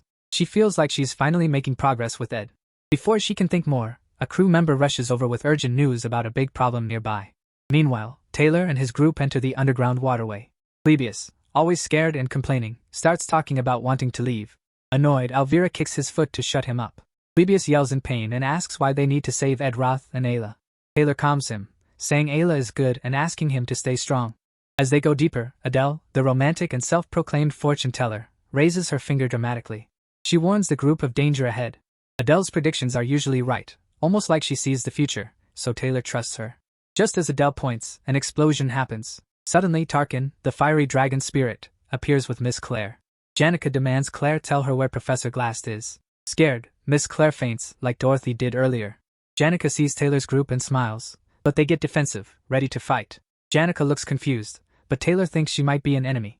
Everyone is tense, except Jix, who waves at Janica. Taylor prepares to fight, but Jix stops him, sensing a misunderstanding. Before things get worse, someone yells to stop. Ed, Roth, and Lortell appear. Taylor is shocked. He sees Janica, Lortell, and Ed together and realizes his group can't beat them. He remembers how Ed, with basic magic and archery, held off his group during the Ophelos Hall incident. Now Ed seems even stronger. Taylor knows they can't win. But Ed walks over and taps his shoulder. Ed tells Taylor to focus on saving Ayla and defeating Glass. Ed says Taylor will handle the main story while he deals with the side threats, the Elite Ketchum. A crew member tells Lortell that the Elite Ketchum has arrived on Arkan Island with mercenaries. Ed understands the situation. The Elite Ketchum, the mid-boss of Act 2 mid-game, wasn't properly defeated before. Due to a mistake, he's back, using Lortell's error of leaving her team behind. Without their leader, the Elite easily defeated them one by one. Ed knows he has a special edge now, a magic tool that shows him the game's future. Watching events unfold, Ed sees everything still follows the original plot. With Act 2 almost over and Taylor advancing the main story, Ed understands his role. If he can defeat the new mid-boss, Elite Ketchum, like in the original story, the plot will stay intact. Confident in his plan, Ed boosts Taylor and his team's morale. He wishes Taylor luck, knowing Taylor, as the game's main character, will face bigger challenges. Trusting Taylor with the main story, Ed leaves to focus on his mission. Ed heads out, determined to face Elite Ketchum and stop this new threat before it messes up the story. Ed thinks the Elite might attack Lortell's company to prove her role in the armor sales scheme that cost him his position. As they rush to the company, Janica suddenly tells them to pause, but Ed insists they keep moving fast. Janica stops and makes Ed stop too. She reminds him he collapsed before and barely escaped Glass prison. With tears, she begs him not to get hurt again, saying the Elite's issue isn't his. Ed knows this isn't really his fight, but he also sees the Elite as a big threat. If he doesn't act, it could ruin the safe ending he wants. He realizes he'll need Janica's and Lortell's help. Lortell agrees with Janica, saying it's her fault for involving Ed. She tells him he should be safe instead of in danger. Ed feels touched seeing Janica and Lortell getting along, even briefly. But he knows now isn't the time to rest. He thanks them for caring, then firmly says Lortell's problem is his too. Hearing this, Janica and Lortell freeze, surprised by Ed's words, changing the mood completely. They stare at Ed, moved by what he said, as a new resolve forms among them. Ed insists they keep running, eager to reach the exit quickly. As they run, he feels embarrassed about his awkward explanation to Janica and Lortell. It's always hard for him to say things right. Seeing Ed's troubled look, Janica tries to cheer him up. She tells him he's right.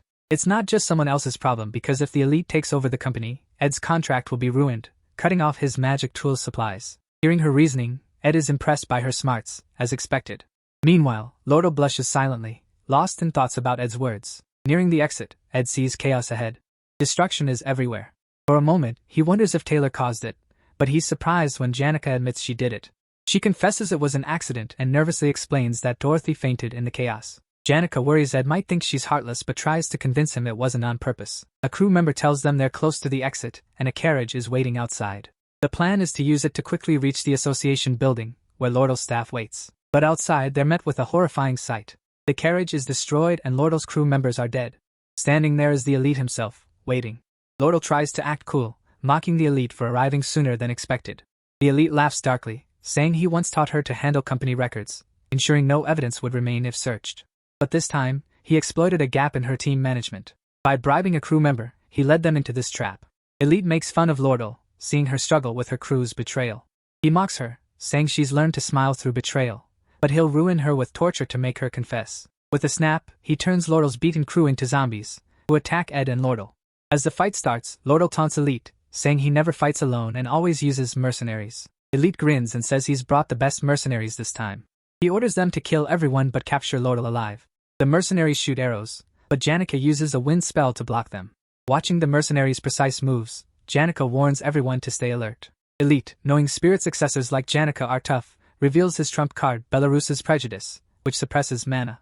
Ed knows it's a powerful item but has a big flaw: it takes time to activate. Even with this knowledge, Ed realizes they're at a disadvantage. The mercenaries are experienced, and their group is mostly mages, making spellcasting hard. Lortell tells Ed that Elite is prepared and knows their strengths and weaknesses. If Belarus Prejudice activates, they'll lose. She asks Elite how he'll deal with the academy holding him accountable, and Elite grins, saying it's better than dying. Ed feels the battle's weight and regrets not dealing with this villain earlier, as now Elite is a tough enemy. Remembering Elite's dark past, including killing Lortell's parents, Ed sees him as the ultimate villain. Despite the odds, Ed is determined. He knows Elite was defeated in the original story and plans to make that happen. As Elite's mercenaries block their way, Ed gets an idea. He gently unloads Lucy from his back and nudges her to wake up. Lucy yawns, complaining about the noise, then activates her magic aura. Her powerful spell clears the way, sending mercenaries flying. With Lucy, the lazy but powerful mage, awake and fighting, the battle turns. At Glock's cabin, his travel journal, written in his final days, was barely known. In it, Glock wrote about Lucy, recognizing her talent and star blessing, but warned her not to stop learning or become lazy. He advised her never to be alone, as her power would bring loneliness. Before finishing, he made Lucy promise 3 things: never kill with magic, avoid actions that might stain her hands with blood, and live peacefully as a student at Sylvania Academy. In the present, when Lucy uses her magic, the veteran mercenaries, used to danger, become terrified. They'd never seen such power. Even Elite, once confident, yells at Lucy to stop and orders his men to fight her. One brave mercenary charges with a sword, but Lucy snaps her fingers and throws him away with magic. Seeing this, the other mercenaries panic and flee, leaving Elite alone. Elite, now scared, tries to threaten Lucy with his magic tool. But when Lucy asks if he's the leader, her presence scares him so much he falls. Just as she's about to finish him, Ed signals her to stop. Elite is already defeated, and there's no need for more. Suddenly, the ground shakes as a huge earthquake starts. In the sky, 7 bright stars align.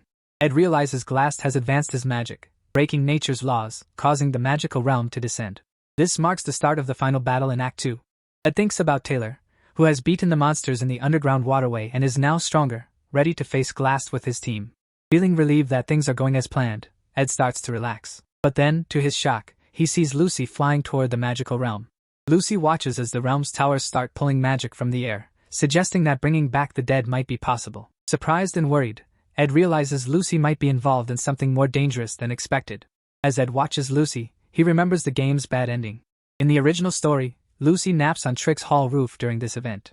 But if players wake her early and take her to face Glast, he offers to revive her mentor, Glock.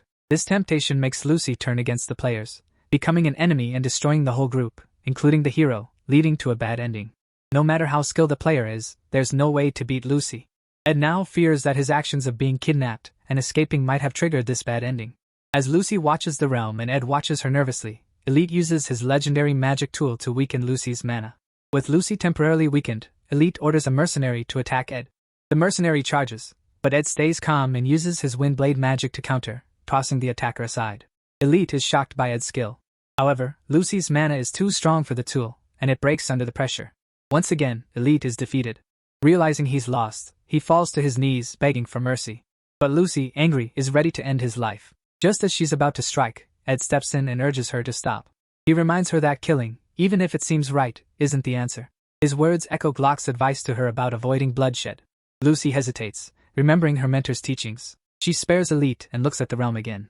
As she prepares to leave, Ed asks where she's going. Lucy answers vaguely, but Ed asks if she'll regret her choice. Lucy remembers Glock's final advice from his book, to be strong and accept that what's lost is lost. He dedicated his life and writings to her, urging her to move forward. With calm determination, Lucy assures Ed she won't regret her choice and flies away, disappearing into the sky. With the battle over, Janica makes sure the mercenaries retreat safely by boat. Meanwhile, Lortell captures Elite and takes charge of handing him over to the authorities for his crimes. With things under control, Ed climbs to the top of Trick's hall. His body feels heavy, but he keeps going, knowing he must reach Lucy. When he finally gets to the roof, he finds Lucy sitting alone, looking at the realm. Quietly, Ed sits beside her. He thinks about how much Glock contributed to the academy, even starting the scholarship that Ed benefits from. Despite living simply, Glock gave all his wealth to the academy, shaping the future of many students. The Glock Hall, which Janica accidentally destroyed in Act 1, was built in his memory. Ed understands Lucy's sadness that the entire academy is her mentor's legacy, and his presence is everywhere. For Lucy, the academy is a constant reminder of Glock's life and sacrifices, a legacy. After sitting with Lucy for a moment, she suddenly asks Ed if he has any beef jerkies left. Ed shakes his head, chuckling softly as he tells her he doesn't have any. Curious, he then asks what she's doing up on the roof. Lucy stays quiet for a moment before replying, her voice thoughtful and distant. She says she's just thinking about the old days while watching the realm. As the stars twinkle in the sky, Lucy starts to share her story. She recalls how, back in the day, she used to cry a lot because of all the sad things that happened to her. But at some point, the sadness started to fade. She explains that it wasn't because the pain went away. It was because so much time had passed. Her old man passed away a long time ago, and even if she used spectral magic to bring him back, he'd eventually leave again. She muses that he was already prepared for death. If she brought him back, he'd probably be mad, die again, and scold her. She looks up, speaking softly, saying that reviving someone as famous as Glact, a mage who spent his life on magic and forbidden spells, would disrespect his memory. She calls herself selfish, admitting she wanted him back for her own reasons, not his. Ed listens closely, letting her words sink in. He asks if she's okay, knowing her choice to stop trying to revive Glact feels new, like it might change. If she changes her mind, it could be disastrous. He wants to be sure she's really okay with her choice. To his surprise, Lucy doesn't reply with her usual sass or ask for beef jerkies. Instead, she rests her head on his shoulder, seeking quiet comfort. Ed stays still, realizing Lucy has accepted her loss. Even though finding another magic user like Glass will be nearly impossible and resurrection magic won't be easy to get, Lucy knows the dead are gone, and what's lost is lost. She's accepted it, and is starting to heal, moving on with her life. They sit quietly, looking at the bright night sky, feeling a moment of peace. As the second act finale starts, Taylor and his team finally find Professor Glass. A huge golem, summoned by Glass's magic, stands before them. Ayla is trapped inside, unconscious, about to be sacrificed. The final battle begins. JYX and the others attack the golem with magic, trying to give Taylor a chance to save Ayla. Taylor charges forward, but Glass blocks him. While fighting, Glass remembers his life as a teacher. He spent his days reading old books, studying magic, and making lessons for his students, barely noticing the seasons change outside. Visitors like Dorothy, Miss Claire, and Principal Abel would stop by for tea, but Glass stayed focused on his work. However, he never forgot his daughter Mirai's death, which drove him to do anything to bring her back. As Taylor pushes forward, JYX and Elvira distract the golem. Glass uses his magic to trap them in a time prison, freezing them. Just before freezing, JYX yells for Taylor to dodge. Taylor narrowly avoids the spell and keeps going, refusing to give up. Glass moves to the final part of his plan to revive Mirai. Taylor uses a powerful slash to destroy the golem. The golem's destruction undoes all of Glass' creations, freeing JYX and the others. Angry, Glass tries to fight back, but JYX hits him with an ice spell, freezing him briefly. Taylor sees his chance and strikes the final blow, saving Ayla and destroying the golem. Seeing his plan fail, Glass falls from the building, missing his daughter Mirai. He teleports to a quiet forest, ready to face his end alone. In the forest, Glass leans against a tree, weak and bleeding, knowing his time is near. As he closes his eyes, he notices someone standing before him. Opening his eyes slightly, he sees Ed. Ed has come to ask Glass something to confirm. After things settle, Lortell arrives outside the island after securing her adoptive father, Elite. With all threats gone, she heads to meet Ed near the underground waterway. Ed arrives, with Lucy holding onto his coat. As Lortell sees Lucy clinging to Ed, she becomes a bit wary. Before anything is said, Dorothy and Assistant Professor Claire come out from the underground waterway. But seeing Janica with Tarkin, both Dorothy and Claire scream in fear. Janica calmly approaches to check on Ed and make sure he's okay. Janica then shares what her spirit friends told her about reports of spectral magic in the forest. Tarkin sensed strange magic from the magic tower. Realizing this magic is spectral, the group concludes it's Glass' doing. Ed, though unsure about getting involved, decides to investigate. His recent encounter with Elite taught him how dangerous unresolved threats can be. Knowing how much trouble Glass could cause if he returns, Ed decides it's best to deal with him now. In the forest, they find Glass in terrible shape. He's bleeding badly and leaning against a tree. Seeing him like this, Janica and Lortell are shocked. They ask what he's doing there. Glass, with a weak smile, jokes about admiring the moon. His humor seems off, but Ed stays serious, telling Glass he knew forbidden magic would fail. Glass chuckles and admits he knew. What surprises him most is being beaten by students. He then praises Ed, saying he's a better student than he thought, but he realized it too late. Ed, seeing a chance, asks Glass why he kidnapped him. Weak from his injuries, Glass explains. He admits he was impressed by Ed's talents. At first, Glass wanted to use Ed in his plans. But when Glass fainted from overwork, his plans failed. He captured Ed as a backup, planning to make him an offer, but Ed escaped before he could. Glass accepts he's paying for his sins with his life and says it's a fair trade. However, he admits he misses his daughter, Mir. He thinks about the 17 years with her, realizing they weren't lonely. Seeing Glass lost in grief, Ed speaks up. He reminds Glass about his assistant, Professor Claire, who admires him despite his harshness. To her, Glass wasn't just a professor. He was the smartest person she knew. Ed also mentions Dorothy, who saw Glass as a precious mentor. Ed tries to make Glass see that, even though he endangered students and lost his way, he still made a mark. Even though he's alone now, saying he'll die alone mocks his legacy. For many, Professor Glass will always be remembered, whether as a mentor, scholar, or colleague. Hearing Ed's words, Glass smiles weakly and removes his glasses. Using his last strength, he gives Ed the key to his library, trusting him with its secrets. Inside are legendary crafting formulas and years of knowledge. A surprised Ed hesitates, asking why Glass would give him something so valuable. With a faint smile, Glass says Ed should be happy to get such a gift. He then jokes, telling Ed to clean up the mess before the Academy's team arrives. Finally, Glass looks at Lucy and advises her to look around sometimes. With those final words, Glass closes his eyes forever. His body rests peacefully under the moonlit Zelkova tree, as if he's just sleeping. Ed, Lucy, Janica, and Lortell stand silently, each thinking about the man who was once their enemy and, in a way, their teacher. The next morning, Ed is called to the dean's office for an investigation into recent events. The dean asks about Professor Glass' reasons for kidnapping him, how Ed escaped without Isla, and his unexpected involvement with Taylor's group. Ed explains everything about his actions, his encounters with Janica and Lortell, and how they work together to solve the dangerous situations. After hearing everything, the dean pauses, watching Ed closely. He expresses some doubt, noting how Ed seems to know a lot while claiming to know little. However, after reviewing Ed's past reports, including the Awfulest Hall incident and the recent Glass event, the dean acknowledges Ed's talent. Apologizing for the Academy's mistakes and Ed's suffering, he decides to reward him. To Ed's surprise, instead of focusing only on the recent incident, the dean reviews Ed's entire report card. After their talk, Ed leaves the office. Outside, Janica greets Ed with a cheerful smile, asking if he's okay or hurt.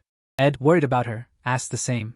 Janica assures him she's fine, dismissing his concerns by saying her injuries are just minor rashes. As her spirit bird whispers in her ear, Janica asks if Ed is really okay or hiding any pain. Ed thinks about what happened and tells Janica he noticed she always works hard to help and often gets hurt. Feeling bad, Ed says sorry for not appreciating her and causing her pain. Janica, trying to make him feel better, suddenly looks worried. She stops him and admits she wasn't really hurt but pretended to be to get his attention. Ed is shocked but quickly tells her something surprising. Next semester, he'll live in Dex's Hall, where Janica lives. The dean gave him proper student housing, so he can leave the woods. Janica is thrilled and congratulates him happily. Later, Ed goes back to his hut, feeling both relieved and nostalgic. He likes his small hut and the quiet woods, but living like a regular student feels like a big change. As he reaches the door, ready to rest, something unexpected happens. Lucy suddenly lands in front of his door, behind him. Surprised, Ed turns to see why she's there. Meanwhile, in a dream, Lucy walks through the woods and realizes she's not on Arkan Island but in the northern Remelon Mountains, where she grew up. She wonders why she's dreaming of her childhood but decides to visit her old house to see her dad. When she enters, she finds him in a rocking chair in a cobweb-filled house. But when he turns, his face is deformed, and he asks why she didn't save him. She realizes it's a nightmare and wakes up. After waking, her maid comes to get her ready for school. Oddly, Lucy doesn't respond and instead uses high-level spatial magic because she feels she must go to the northern forest right away. She lands on Edroth Taylor's cabin roof and watches him walk to the house after talking with the principal. She smiles, feeling relieved. Suddenly, she hears Ed talking about ending his camping life, causing her to slip off the roof and land in front of him. Meanwhile, Professor Fleur-Ben teaches students about cats' unpredictable nature. They seem friendly, but when you try to pet them, they act distant. But when you ignore them, they become clingy. He tells students wanting a cat type familiar to act indifferent, so the cats approach first. The girls in class laugh, saying it's harder than dating, as the ecology class on cat creatures continues. These classes are popular, and most students do well, but Ed's grades were low at first. He soon improved and made sure his notes were the best. After class, Professor Fleur-Ben calls Ed to his office to tell him about the Academy's scholarship program. It's where students do academic tasks for tuition discounts. The professor suggests Ed consider it while petting his snake. When Ed asks about the tasks, Fleur-Ben smirks and says he'll handle various duties, including helping assistant Professor Claire. Claire has an assistant named Ennis, but there's too much work, like semester-end evaluations and freshman class tests. Fleur-Ben reminds him not to be too strict with freshmen. Ed realizes someone he knows will be among them when the professor talks about new students. Meanwhile, Lortell examines the sage's sealed grimoire, now hers, and feels its strong magic. She wonders if she should sell it to Crepin Rothtaylor, head of the Rothtaylor family, remembering Ed begged her not to. She's torn because she bought it to resell but knows she needs to be tougher in business. She looks again at Ed's message about doing anything for her if he could get the grimoire's purchase certificate, which changes her mind. At the end of the semester, she thinks about joining a special winter class to stay busy since Janica, Ed, and Lucy will be occupied. But when she's about to sign up, she feels unsure. Back at the cabin, Lucy tells Ed they're low on firewood and asks why he hasn't been hunting. Ed is surprised because Lucy usually isn't this proactive. He's been ignoring camp duties because he's considering moving to Dex Hall, which means he won't see Lucy as often, but he hopes it works out. While walking around, Janica shows up after her class is cancelled and decides to rest in the cabin. She sits down and tells Lucy they can't stay at the camp once winter break starts, so he should visit often. She loves spending time there and feels sad it's ending. She also hopes Ed will call her if he moves to Dex Hall because she can help him. She talks about seeing each other more, eating together, and showing him around the hall. While she's talking, Ed takes out a key from Professor Glass, thinking it's time to open the secret library vault the professor mentioned. Lost in thought, Janica gives Ed a Dex Hall application, warning him not to miss his chance. Ed thanks her, and she encourages him to fill it out with her. While she talks, Lucy stands between them, looking tense, and tells Janica to stop, insisting Ed shouldn't move to Dex Hall. This starts a rivalry between the two girls. Later, while Janica helps Ed with his magic, she notices Lucy glaring at her, wondering if she did something wrong. Ed's magic power grows, and he decides to try intermediate magic. During this time, Lucy clings to him and is hostile toward Janica, but it seems more like fear than anger. Ed finds intermediate magic harder than expected and struggles despite practicing all day. Suddenly, Lucy asks what he'll do when she leaves. He says he needs to run errands and check the fireplace, which wouldn't be an issue if he moved to Dex Hall. She kneels and suggests they go together. Soon, they create a secret entrance in the school library, and Ed uses a rope to get down.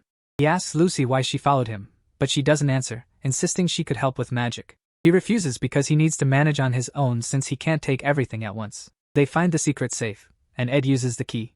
A bright light appears, revealing something amazing inside. Ed climbs back up, remembering it's almost time for Lortell to send the magic item he ordered. The item is a legendary magic tool called Glass's Golden Phoenix Ring, which can bring future magic abilities to the present. Using future magic means Ed can access high-level spells now, but borrowing too much magic will leave him unable to fight for a while. He knows not to use it recklessly, only in emergencies. Another use is for a spirit contract, like Janica, who commands many spirits due to her magic reserves. Beginners like him have limited slots and must practice with low-ranked spirits. Temporarily boosting his magic means he can contract with a high-ranking spirit, but there are risks. Lucy wonders why Glass didn't do things differently since he had time to make something like that, but Ed reminds her it's all in the past. He thinks this is the best thing the professor could have left them because he never wasted time. This ring can break the talent barrier known as maximum magic capacity, and was likely why the professor studied magic engineering items. He hid it until the end because it was meant as a gift for his daughter. When they leave, Lucy mentions she often realizes the value of things only after they're gone, and tells Ed she followed him to ask something. With a serious look, she asks if he's going to Dex Hall and if he can avoid it. Her question surprises Ed because it must have been hard for Lucy to say. He admits that going to Dex Hall would make life easier since living outside in the cold winter isn't normal. Lucy sadly agrees. Lucy looks at the sky and thinks it's going to rain, but it's actually tiny snowflakes, which is strange for the weather. Ed says he hasn't gathered enough firewood for winter and asks Lucy for help. With a grin, he watches as she jumps on him, realizing what he means. Excitedly, she asks if he's serious, and he nods. He's fully adapted to camp life. This is how the second act of the failed Swordsman of Sylvania game ended.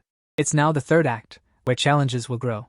There's a lot to handle, including Princess Fenia, who wants to be student council president, and her conflict with Lortell. Also, new enemies and main characters will join as new students, and the final boss of the third act will be Lucy Merrill herself. It won't be easy, but Ed decides to set aside his worries for now, hoping they will both live well and stay healthy. He had never seen Lucy show such feelings in any scene or route while playing the game, so he's hopeful.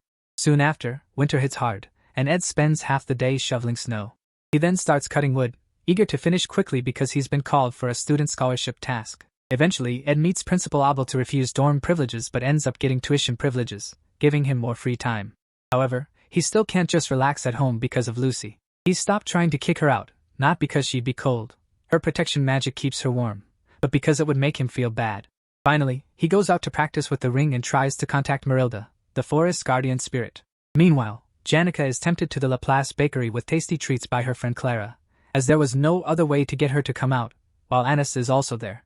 Clara quickly tells Janica that she thinks she's getting too close to a risky line and has completely fallen for Ed.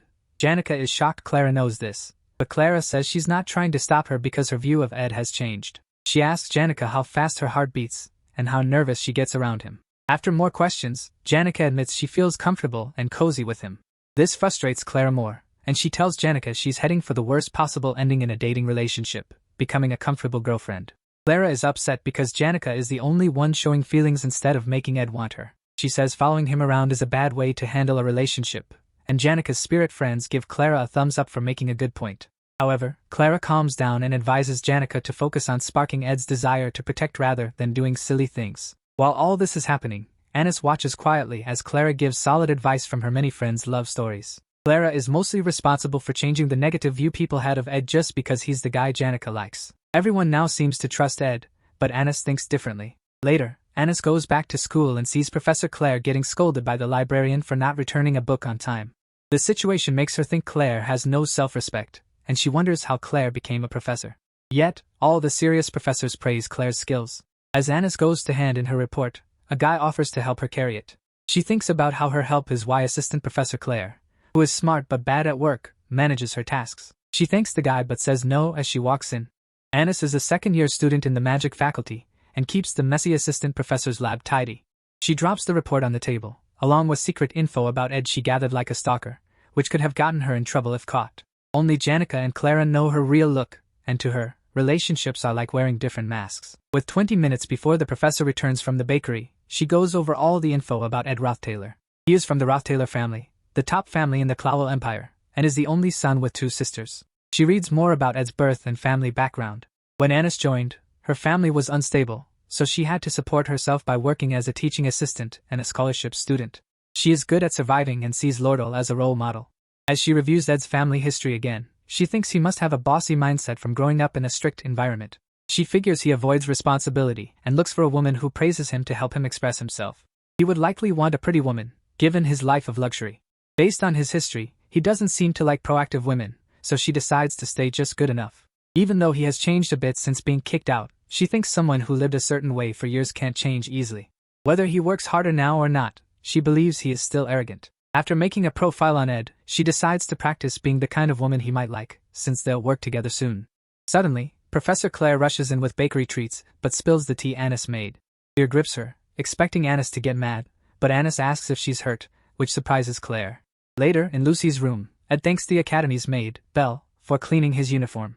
Belle says it's nothing but notes she found many blonde hairs in Lady Lucy's clothes and many white hairs in Ed's clothing. She asks Ed why he talks to her so formally, but he says it feels right, especially since she's the chief maid with many people to manage. Still, she insists he has even more people to manage, like Lucy, Janica, and Lortell. Belle offers to always do his laundry, no matter his choices with the 3 ladies, especially since Ophelis Hall is fully restored. She mentions that 7 new students will join after the break, and 1 has already asked to move in. Ed realizes she means Tanya Rothtaylor, his younger sister, and dreads the break. Later, Jix visits the cabin and tells Ed he will go to his hometown for the break to see his best friend, Elka. Jix asks if Ed will stay at camp for the break, and Ed says he will stay to learn medium magic since he'll be a 3rd year soon. Ed reminds him not to overdo it. When Ed notices he can't sense any magic from Jix, he checks his temperature and asks if he trained too hard. Ed, who secretly used a ring, gives a vague answer. Jix then tells Ed that Aya has been asking about him and mentioned bringing Taylor over to apologize properly. But Ed asks him to tell her he doesn't want an apology because he isn't upset. Soon after, since Jix is good at keeping secrets, Ed gives him money to hire help for organizing Professor Glass's basement library. Jix says he doesn't need the money because it's like practice for him and learns Ed wants to use the library as a workshop. The next day, Anis greets the Academy's scholarship students for Assistant Professor Claire, who has been up for 2 days doing paperwork. Anis tells them that scholarship students mainly help prepare and supervise the class assignment exam for new students. While she talks, Ed remembers Professor Glass used to handle this exam, but now it's Assistant Professor Claire's job. Anis quickly gives Clebius the equipment he asked for from Trix Hall and hands Onyx some of Assistant Professor Claire's tasks. Finally, because she thinks Ed looks like a player, especially with so many girls around him, she decides to test him for Janica and Claire's sake. After her research, she creates the perfect persona to see if he can resist her charm. She then tells him he will join her for a field survey. Ed and Anis head northwest to Orn Mountain to check the field for the exam. While working, Anis says she's tired and asks Ed if he is too. He suggests they take a break. In a cute way, she thanks him and praises his stamina and manners, which change her mind about him. When he asks what she means, she says she's close to Janica and worried Janica was with a bad person, which is why she was cold to him. But Ed says it's fine and he doesn't care about that stuff. He comments she must be tired from being a student TA and working hard, but she grabs his arm and says it's okay since he's here now.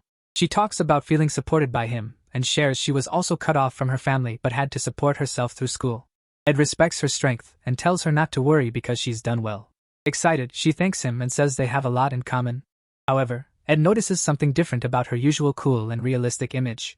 Suddenly, she trips over nothing and falls into Ed's arms. He catches her and tells her to be careful, surprised she tripped over nothing.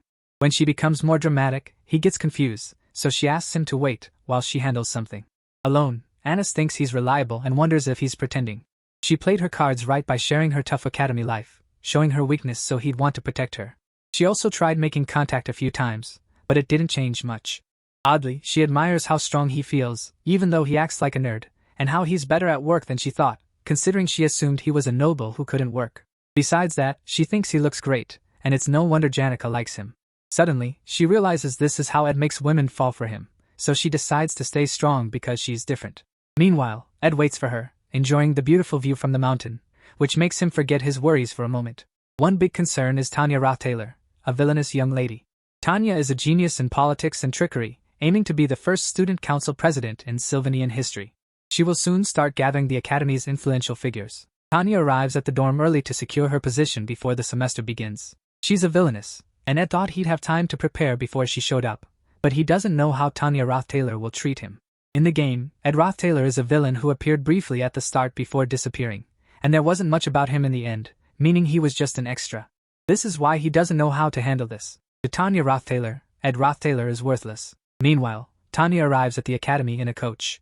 To her, Sylvania is full of elites, including Princess Fenia of the Clole Empire, Lortell, an elite trading company's executive Janica, a spirit sorcery prodigy, Elvira, a great alchemist, Clebius, Nortondale's sword demon, and the coolest one, Lucy, a rare genius mage.